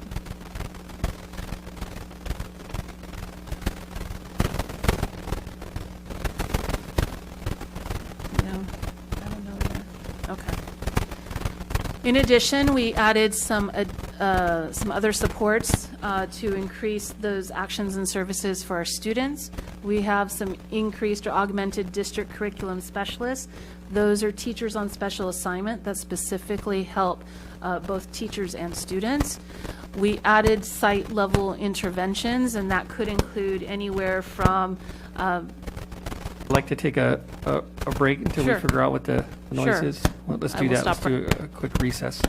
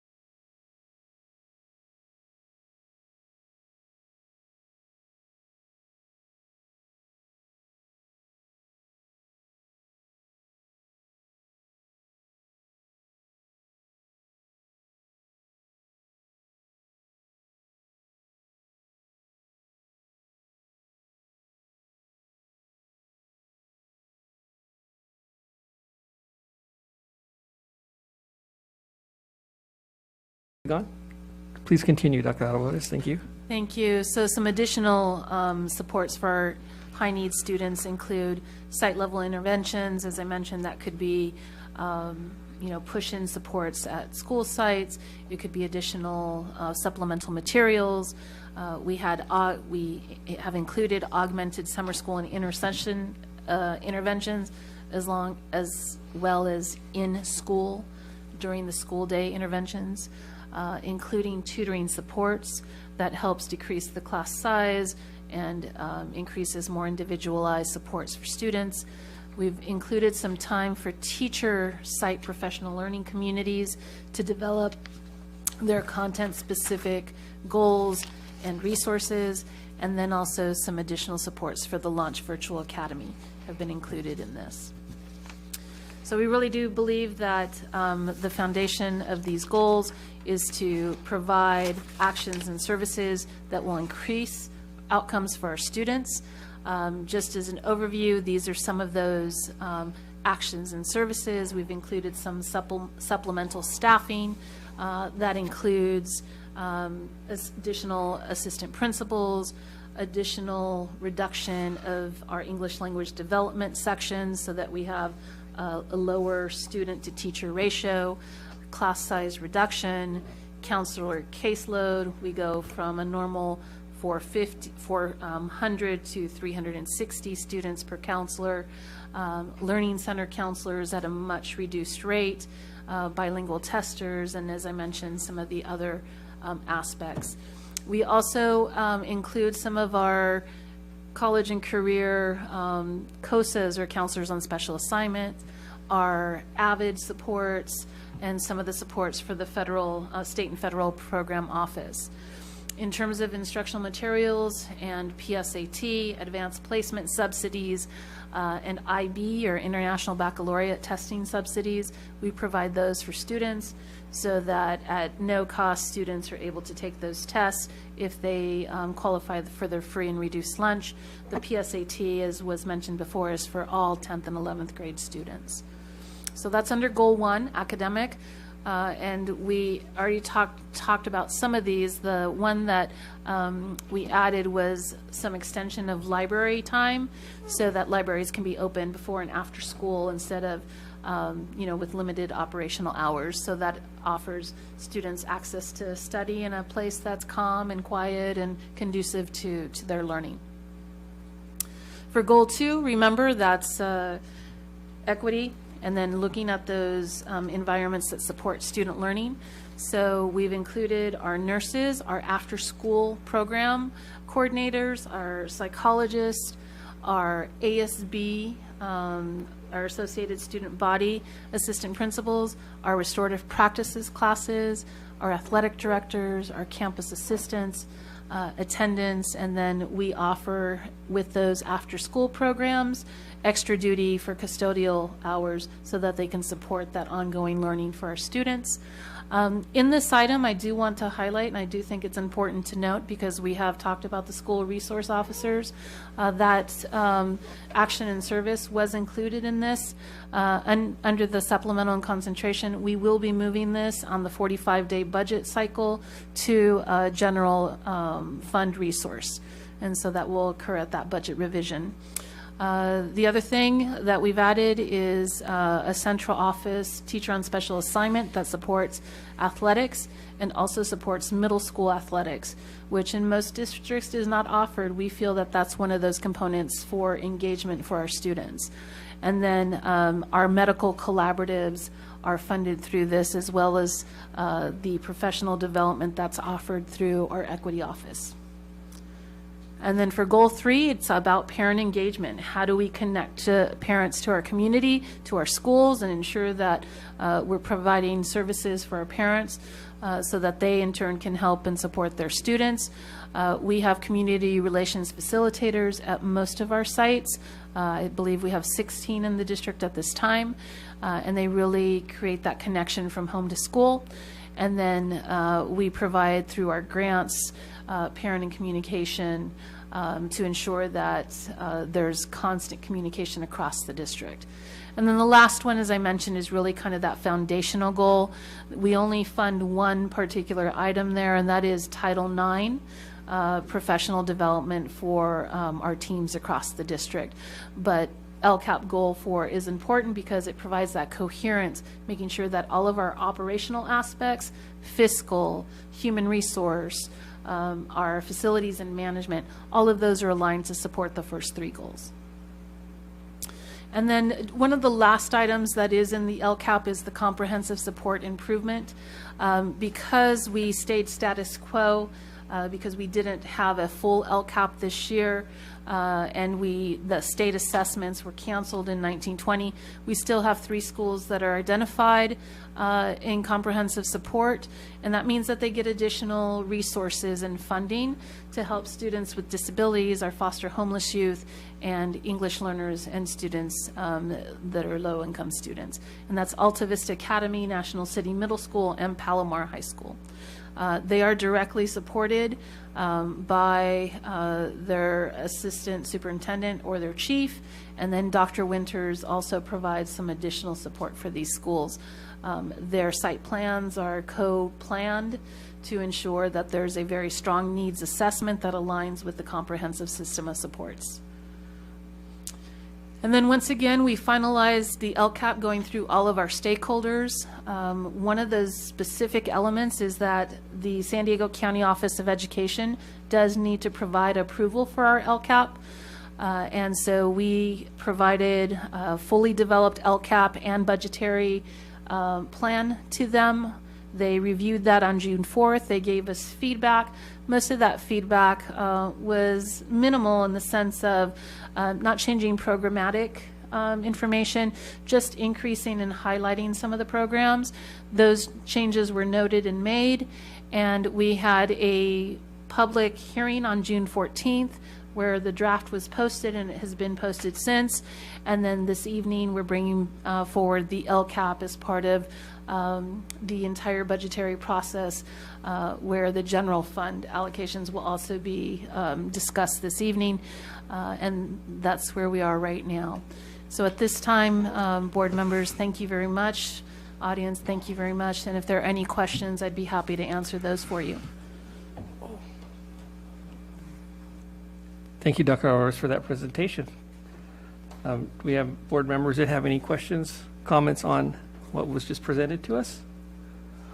I can't quite see what you're working on it, Deanne.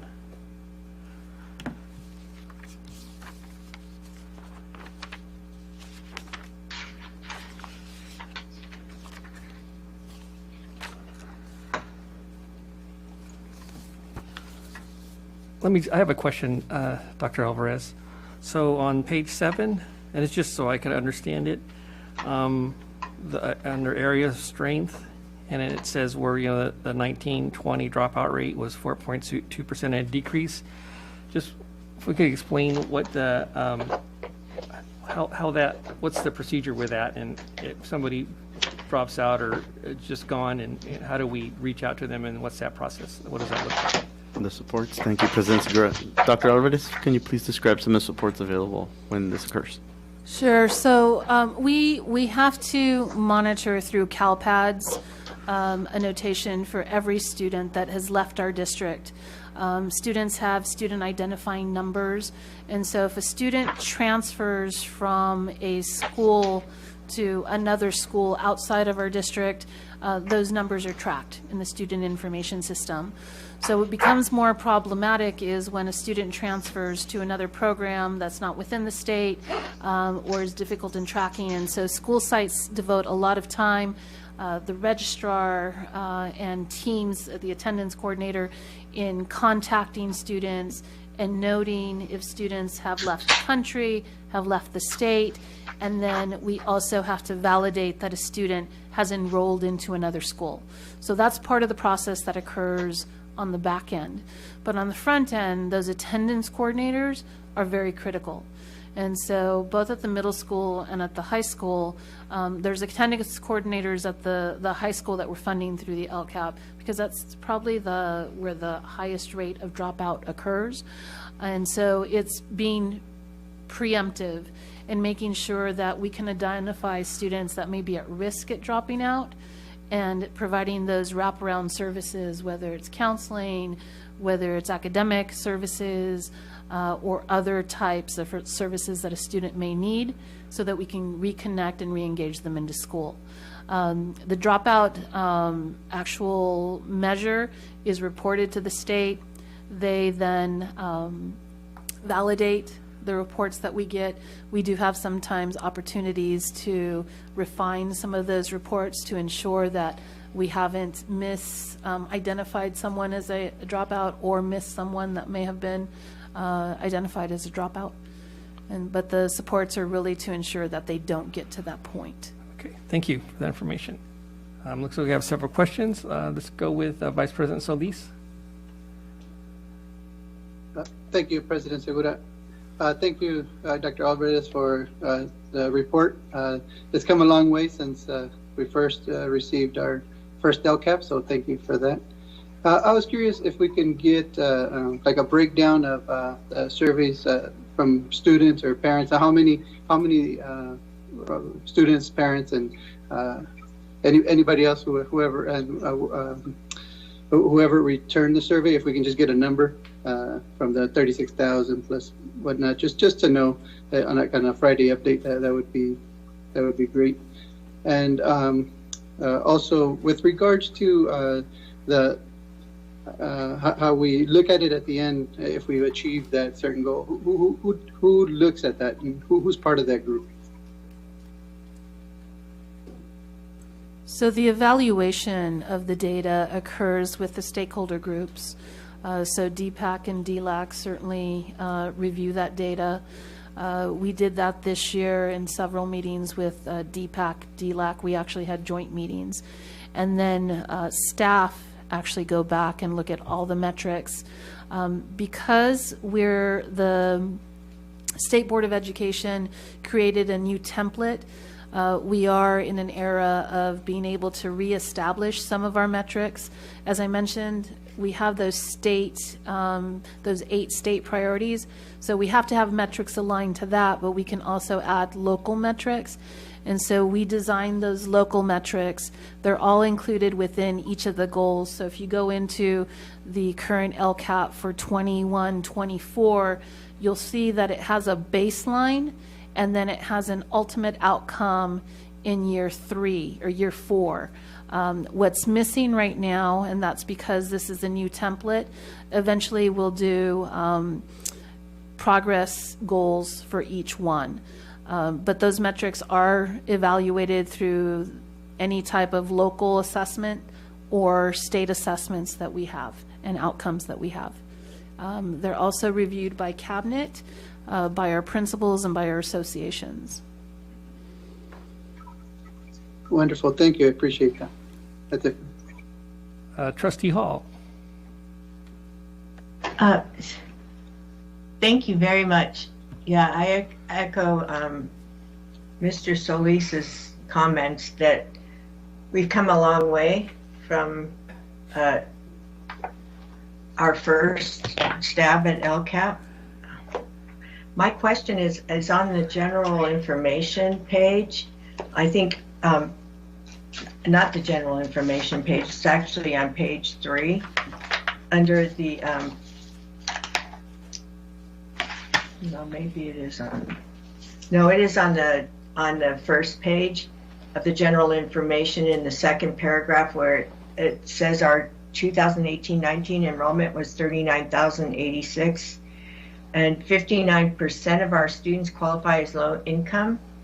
I was thinking we had more like a 61%, 63% around there, low income rate. So I'm confused where the 59% came in and what was it based on?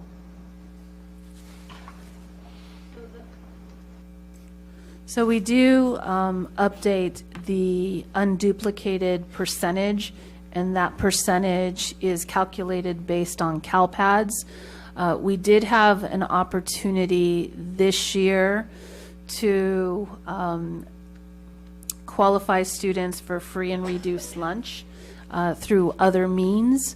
And so that data was from the 2019-20 data, I believe, that you're showing for the, and it's under the LCAP summary for 21-22 is, I believe, what you're referring to. That third item right there. Yeah. Oh, I don't see what you're pointing at because I can't see that.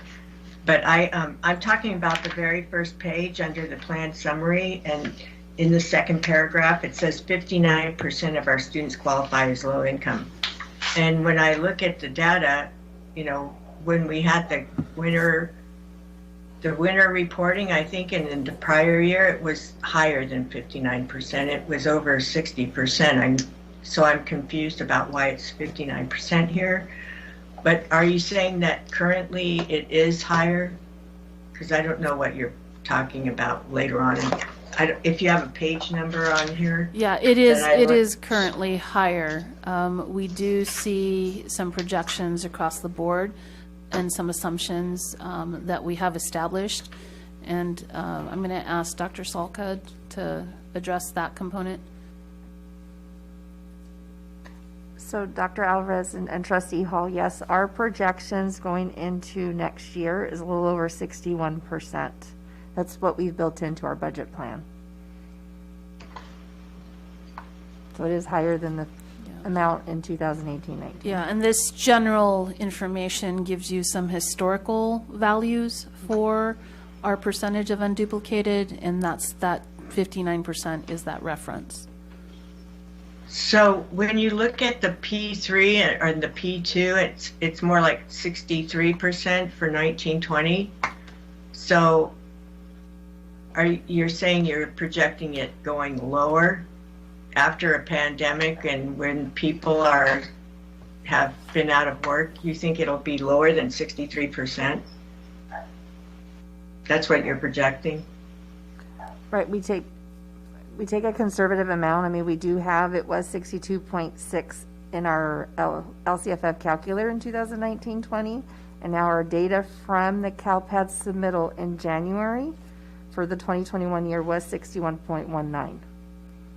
So we did have a challenge this past year in getting a lot of those applications, or we had that extension from the CDE that extended it through December, so that could be part of that slight difference from 19-20 to 2021. So we're holding at 61%. It can certainly go up when we do the work here in the fall.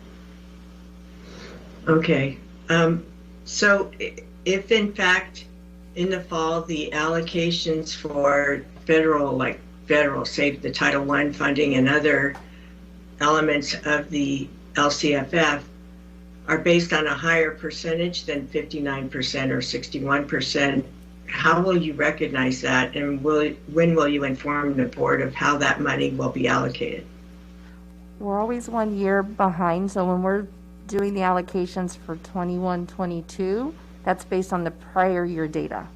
So what we have this upcoming January of 2022 will be used for the subsequent year. So always 1 year in arrears in terms of the data source. It's actually the fall. It's usually on the CBED's day is the day that they determine the free and reduced lunch counts, isn't it? Which is October 1st, I believe. Or has that changed? There's a CBED's calculation on it is the first Wednesday of October, but we rely on the CalPADS data.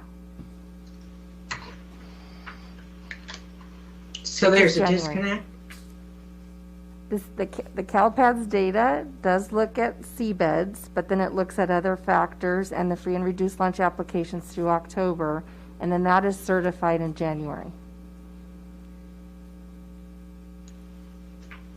Thank you.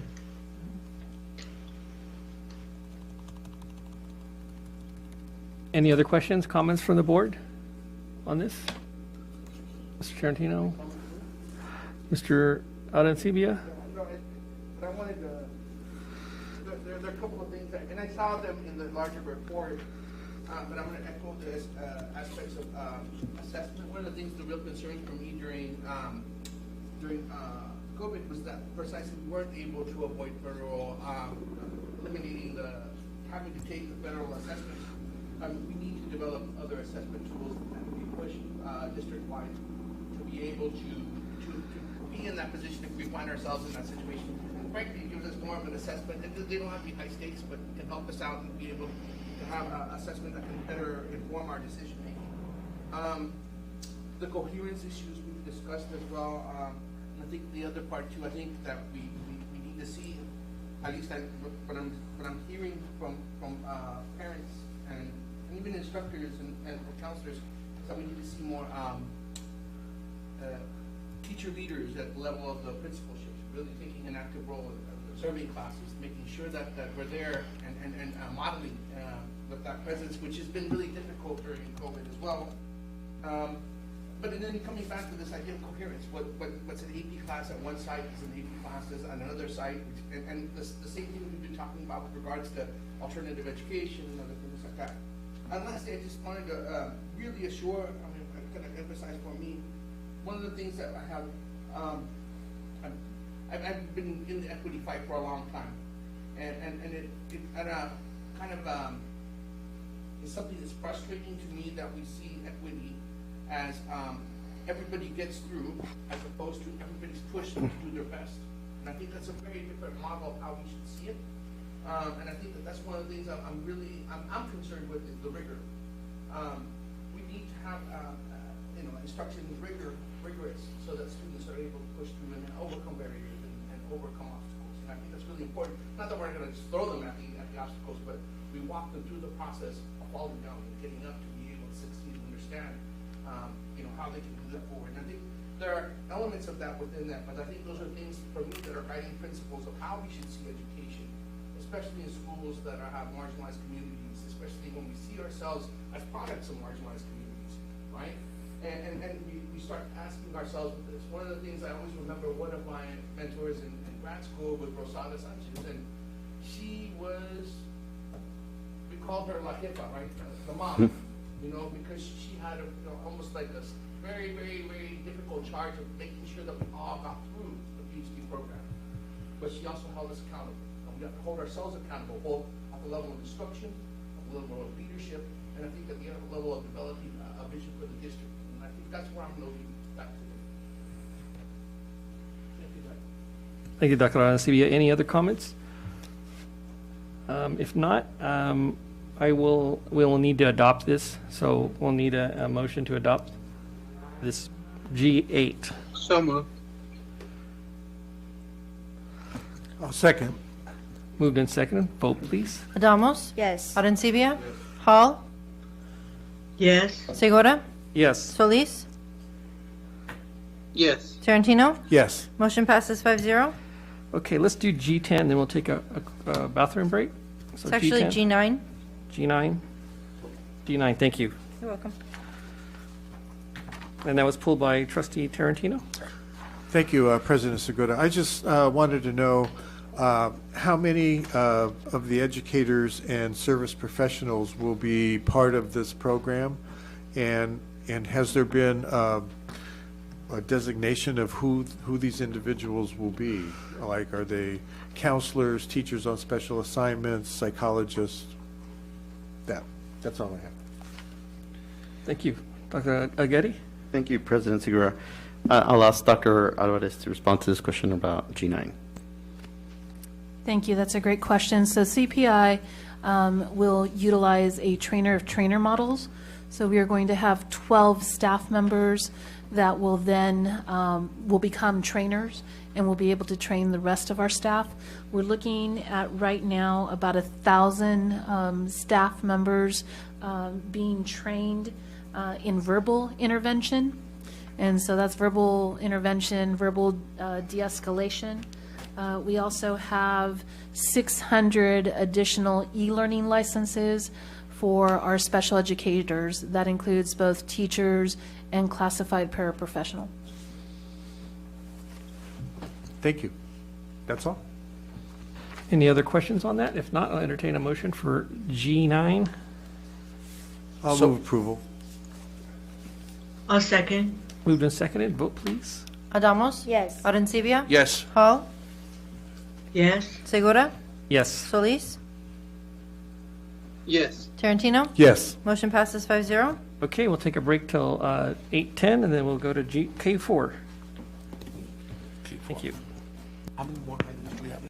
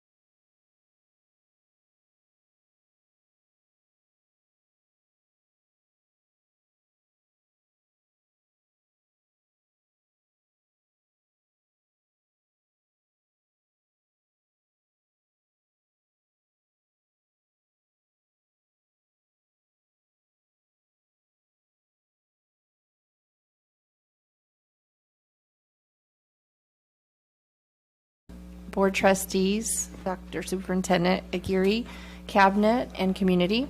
We're providing an update on the 2022 adopted budget. We provided the public hearing to the board and the community on the 14th of June. And so what we're bringing forward today, just very slight updates since that last presentation. And I'd like to start here with the timeline. As you can see, those last few blocks with May revised, June 14th, and then today with budget adoption. As we've shared before, there are a lot of moving pieces from May until now. So as of Friday evening, a partial revealing, or I guess partial part of the budget deal was presented. In terms of the legislature, they did get the full repayment of the deferrals. That was something that I know as a district we were advocating for, and that relates to the June 2022 deferral. It was going to be pushed to July of 2022, so that'll help from a cash flow perspective. There's also special education increases, A to G completion funding. And then some priorities from the governor's standpoint that will be included in this final budget is the concentration grant-based funding, community schools, and educator development programs. We're going to await over the next few weeks. First and foremost, we need the governor to approve it. So right now, based on that information from Friday, the state Senate and the Assembly will be passing AB and SB 129, which is the language associated with their negotiated deal. And then in the upcoming weeks, after the governor approves it, we'll await guidance from the Department of Finance when they give us all the financial specifics with different trailer bills and so forth. Then in mid-July, we'll receive guidance from the County Office of Education of what the 45-day budget will look like before we bring that forward on August 15th. Last year was very unique because we had to present to the board a complete standardized account code structure report because things were so significantly different from May until what transpired in June.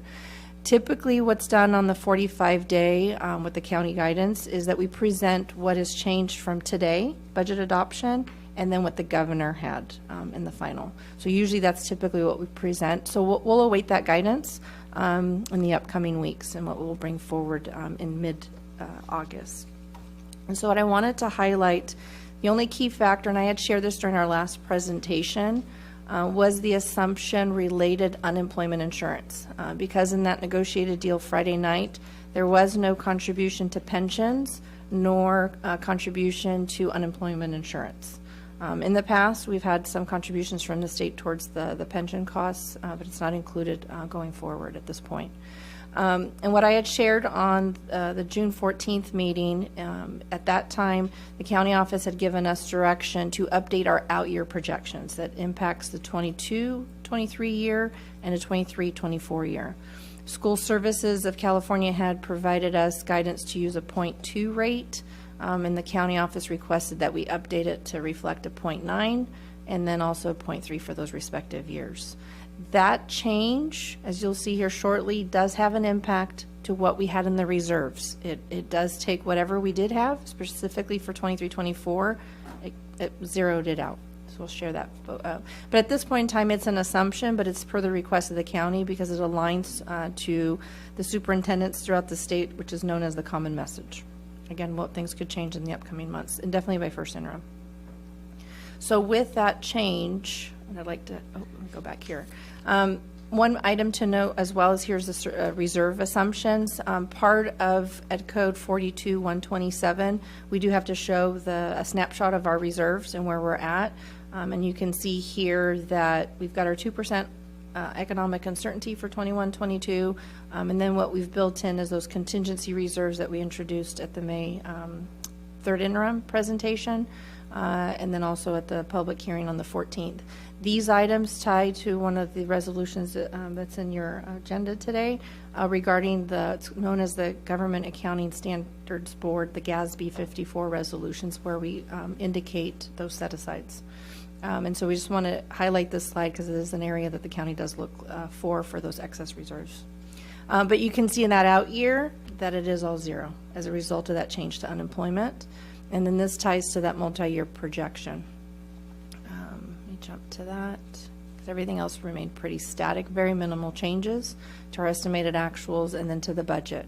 We were slightly a little over 52 million when we brought, you can see line B, I think it's 8. It's kind of a little small over here. But the net ending balance is about $51 million that we're projecting at this point in time. So again, you can see that out year. Those assumptions, that's really the only key change that we've got here. Unlike the last meeting, what you have in your package now is a complete standardized account code structure report for all of our funds. You also have the forms that go with that, criteria and standards, our technical review checks, and also our general fund cash flow. Those are all documents requested by the County Office of Education as well as the California Department of Ed. So those are the documents we've presented to you in that package. We've also updated the budget book. That's a reference that has our FTEs, has our some economic information in terms of revenues and expenditures by school site and program.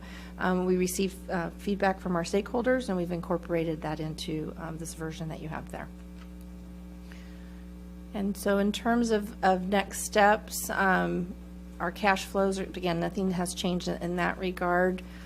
It's really at this point what we're presenting to the board tonight for action as the adoption, and then we'll await the governor's final approval. And so it's our staff recommendation to approve the budget and the related resolution that the County Office of Ed also requests for those out years so that we can work on that going forward to balance that structural shortfall. Thank you, Dr. Salko. Do we have any questions or comments? Do we have any public comments, Dan, on this? Nope.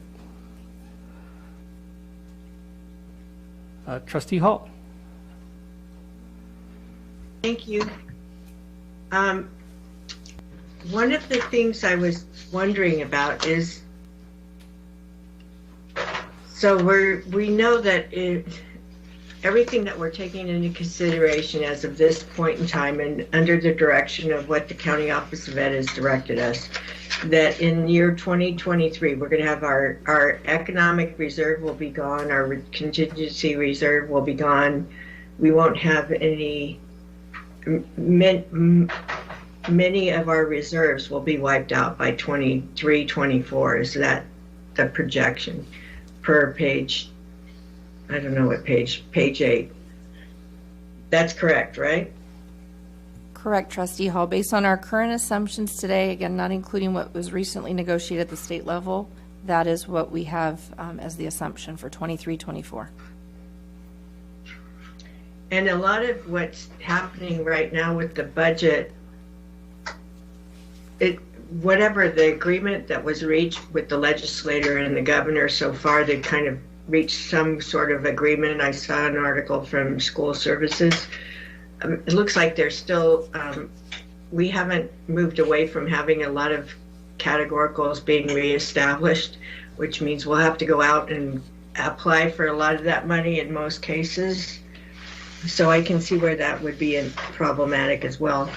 But going back to kind of looking, a question I had on the position budgets, and we have 8 TOSAs in instruction and curriculum. I guess teaching and learning is the division. 8 TOSAs, and a lot of those are in one-time funding because they're not planned in for long-term. So would they not be in part of this? They wouldn't be impacting that 23-24 fiscal year. No, because they're using the one-time monies for that, and then we don't have that factored in because TOSAs, there's flexibility whether or not that continues year to year. Okay. So it's just the permanent positions that we have that are driving those. Correct. And that's the assumption. And yeah, correct.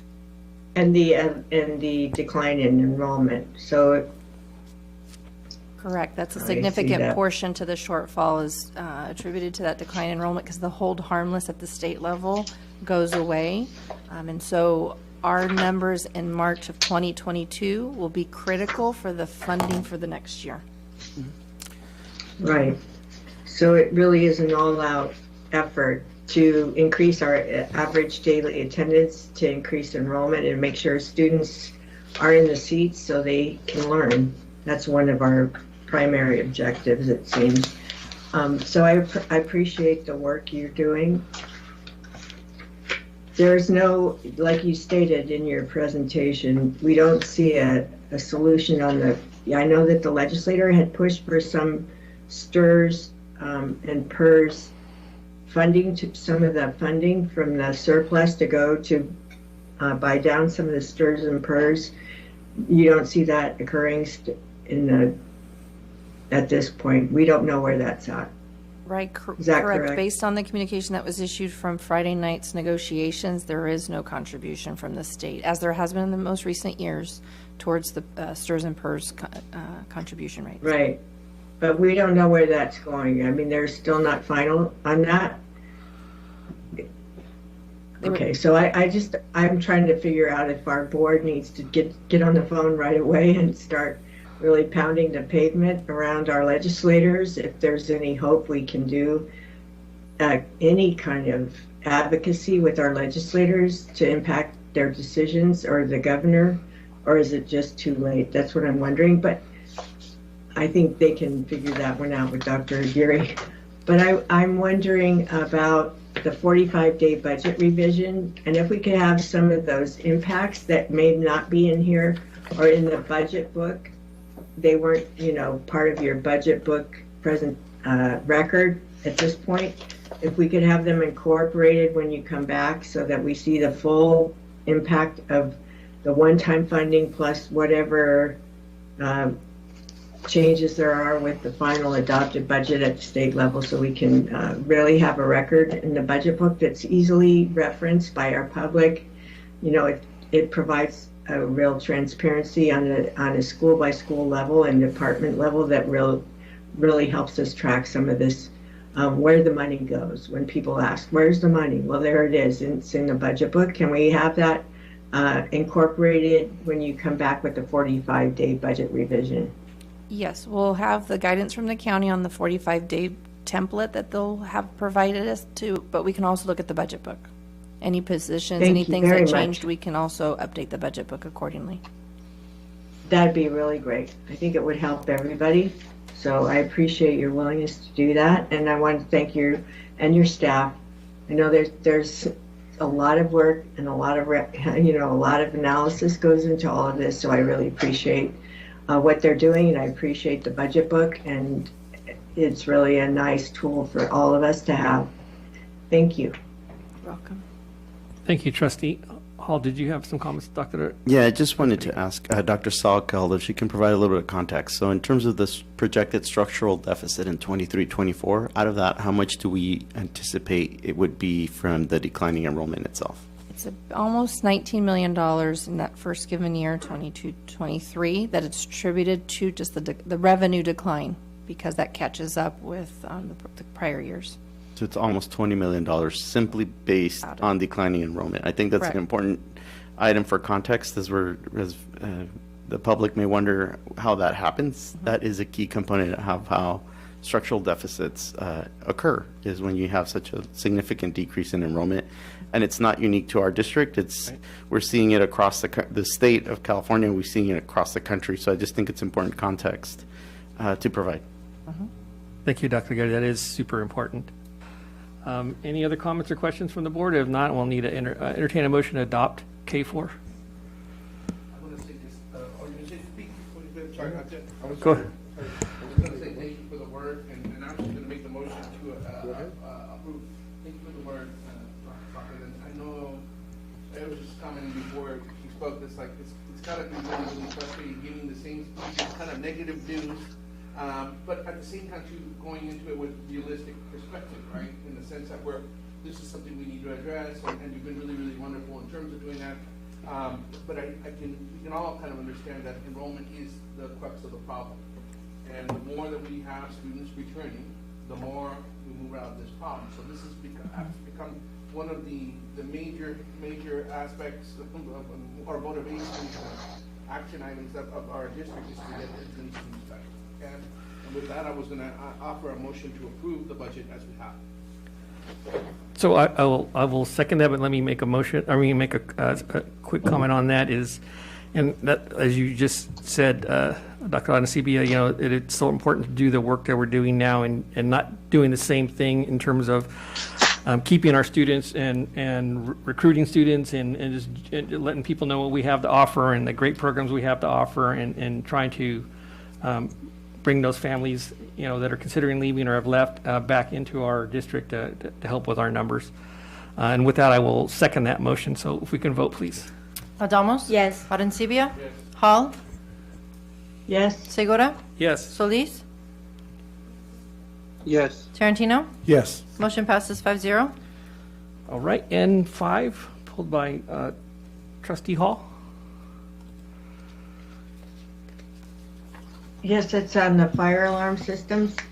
And I was wondering, you know, it's about maintaining and monitoring, so why aren't staff doing that? Dr. Aguirre? Can you? Thank you, Trustee Hall. So I think the short answer is staff is doing the regular and routine maintenance. This is a specialized service, but I'll ask Ms. Quirk to provide more detail about how this works. Ms. Quirk. Thank you. Good afternoon. Thank you for the question.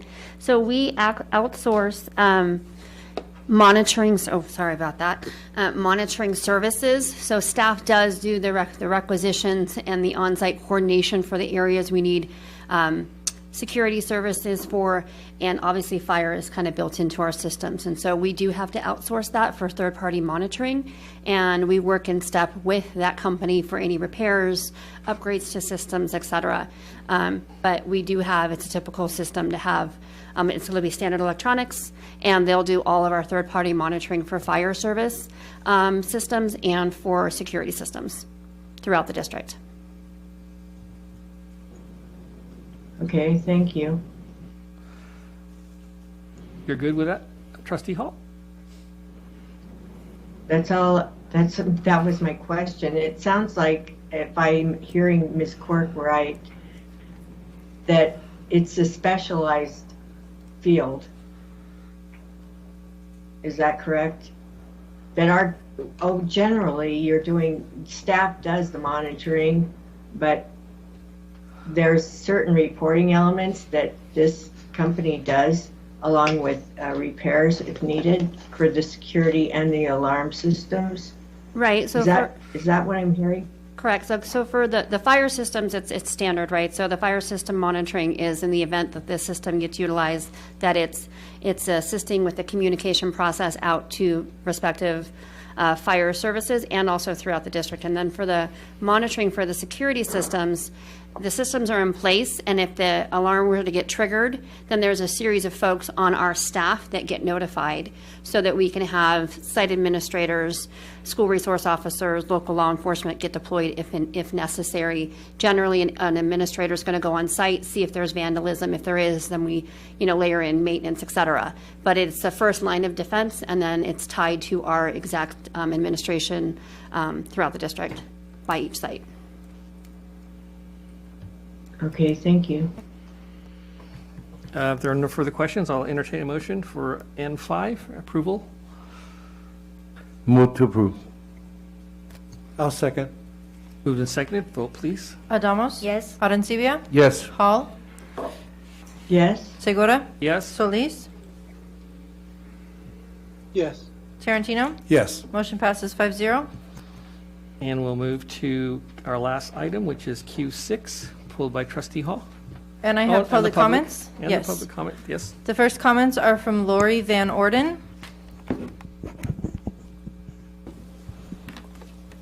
Hi, everybody. Good evening. Good evening, Superintendent Aguirre and Sweetwater Union High School District School Board members.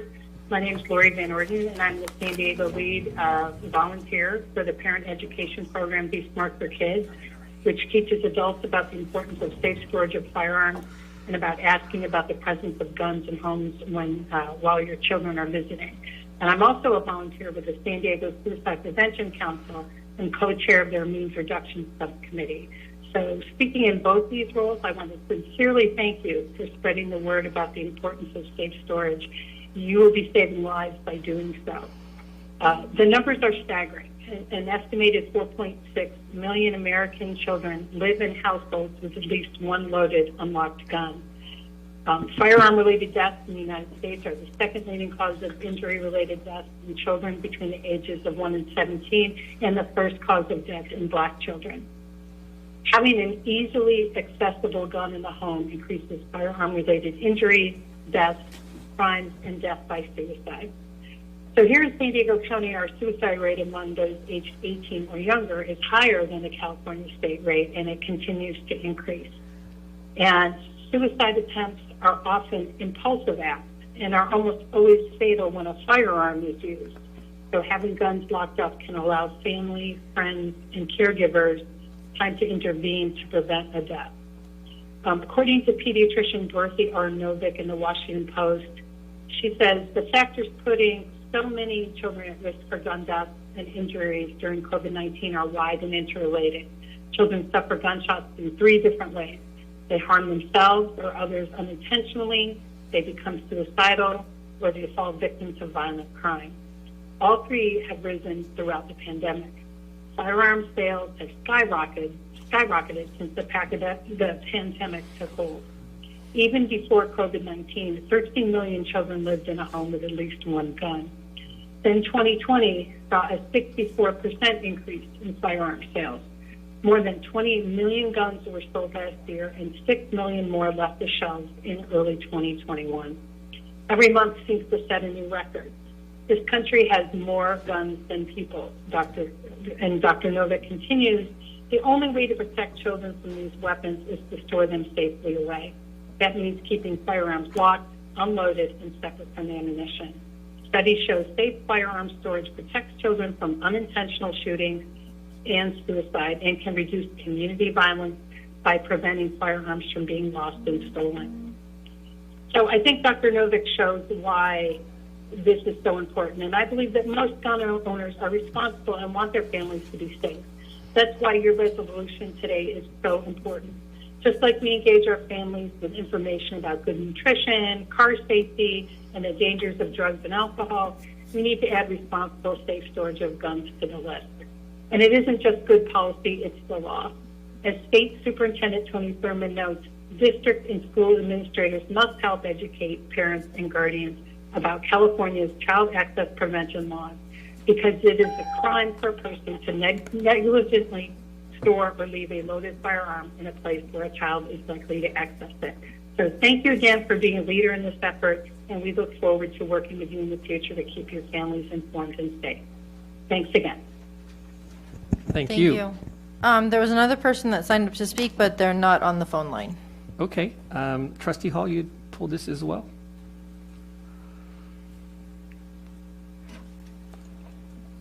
Thank you. I just want to, I echo the remarks of Ms. Van Noorden. I think it is really key. I know it. We hear every year about accidental deaths from guns.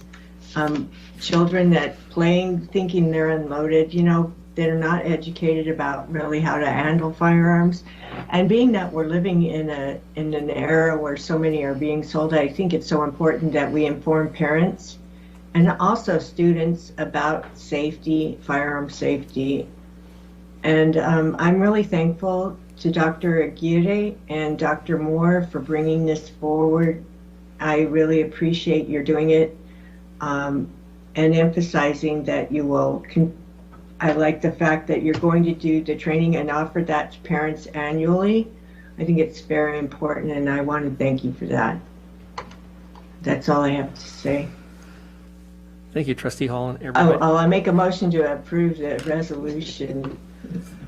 Q6. Do I have a second? Second. Moved and seconded. Vote, please. Adamos? Yes. Arencibia? Yes. Hall? Yes. Segura? Yes. Solis? Yes. Tarantino? Yes. Motion passes 5-0.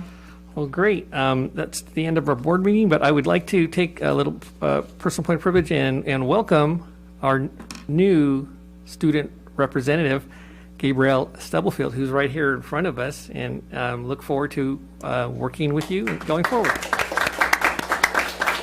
And I know Miss Adamos' parents were here earlier, and I think her father's still here, so if he could please stand and we can recognize him and thank him for loaning to her. With that, we are adjourned.